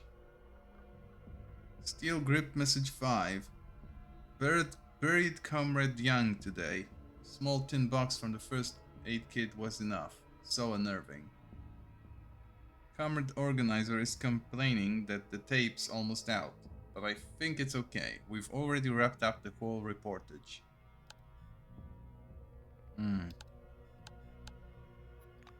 Okay, well, his shell is a little bit ugly. And I suppose I can still learn how to paint this. Yeah. USSR paint scheme. And I am now reminded that I did not scan the shell that was found at the ghost base. Or indeed loot it. I will have to remedy this. But that's when I return to the phalanx at some point. Where am I now? Headed for the exit, great. Ah, it's down here. Well, it's good I turned back for a little bit, because I would have missed that important discovery.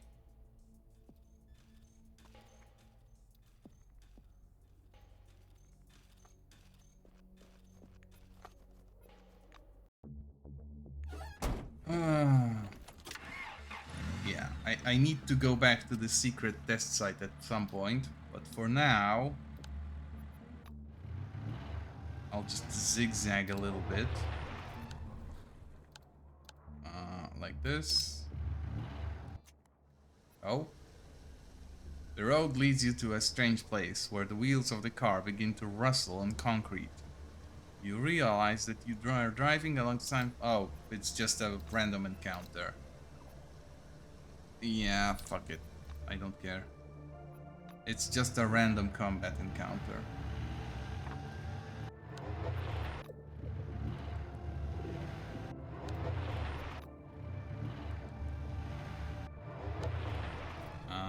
Yeah, this will do.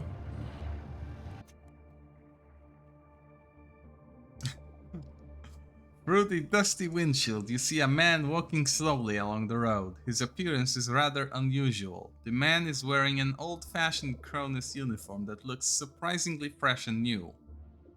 Hearing an approaching engine noise, he stops and turns around, looking at your car. He looks a bit lost. I could run him over, but I don't think that's a good idea. Hilarious as that would be. So let's stop and get out.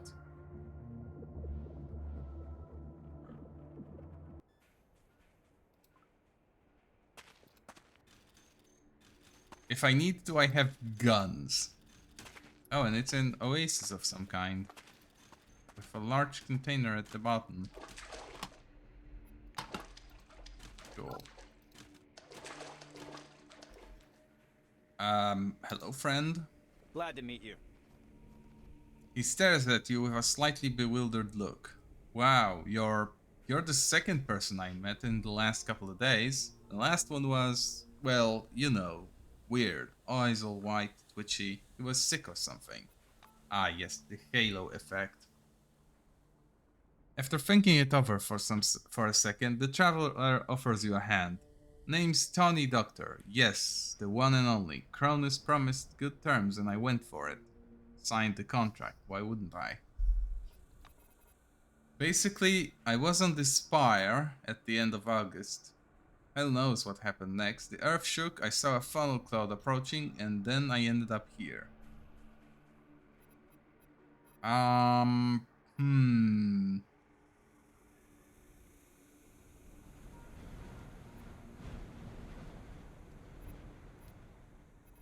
Let's send him to the picnic, I suppose? Yeah, sure.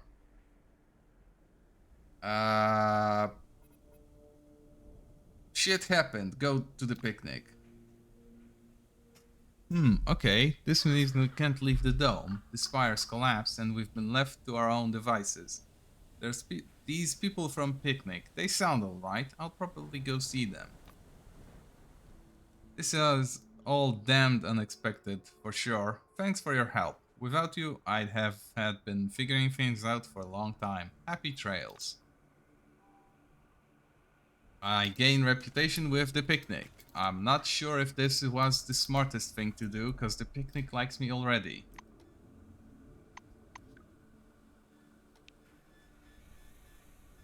Also, I scanned something, didn't I? Another unidentified person. Yeah, sure. But there's everything. Yep, reputation with the picnic. They love me.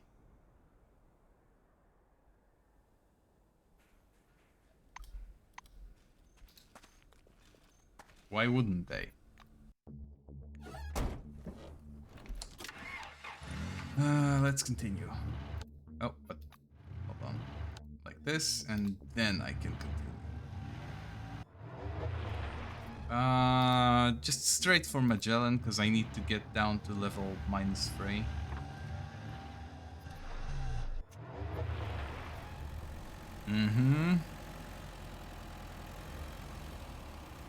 Ursula crawls through the sparse forest while you slump behind the wheel, bored. Then a car slowly drives out from the bushes and parks in the middle of the road with about 30 meters ahead. Even at this distance, your vision is good enough to see that there is no one in the car. Hit the brakes. A couple of moments later, several armed people emerge from the thickets by the road. One wearing a balaclava and carrying a large gun approaches the cab and asks you to lower the window. Lower the window. A hoarse voice comes from under the balaclava. We're taking the truck, so get your ass out of it, or else. Well, it might be time to skedaddle. But what I would like to do...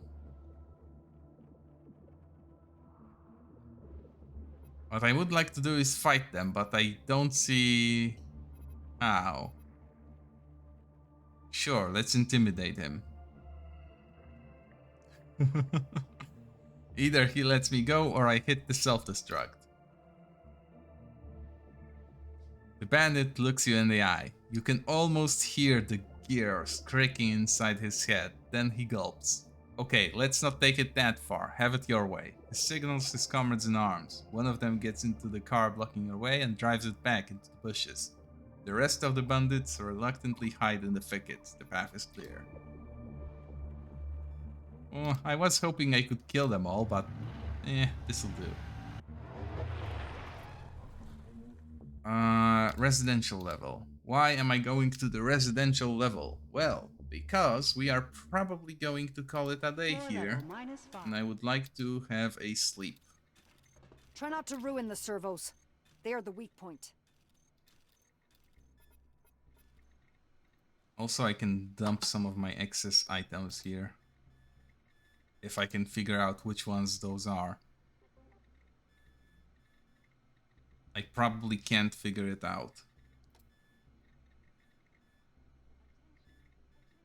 I can sell most of this scrap. I would just need a recipient for it.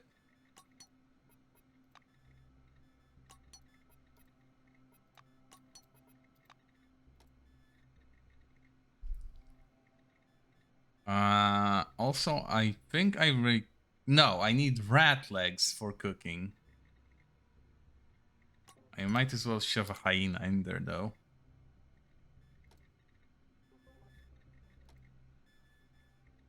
Yeah.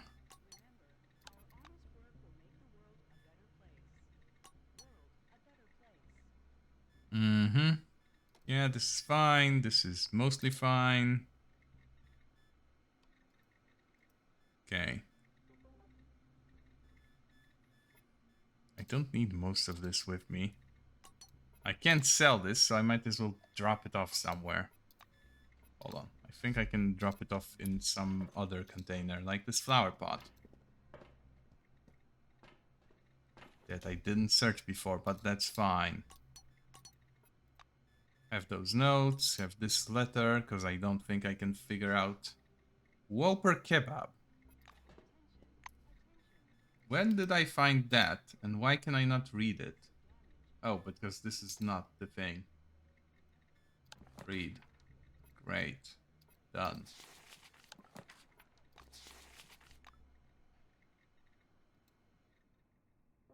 Mm-hmm.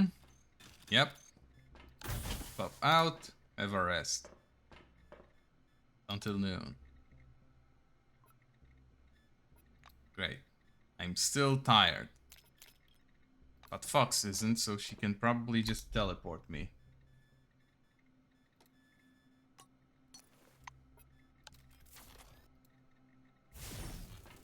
There we go. Almost as good as actually sleeping. I might as well pop into my shell again.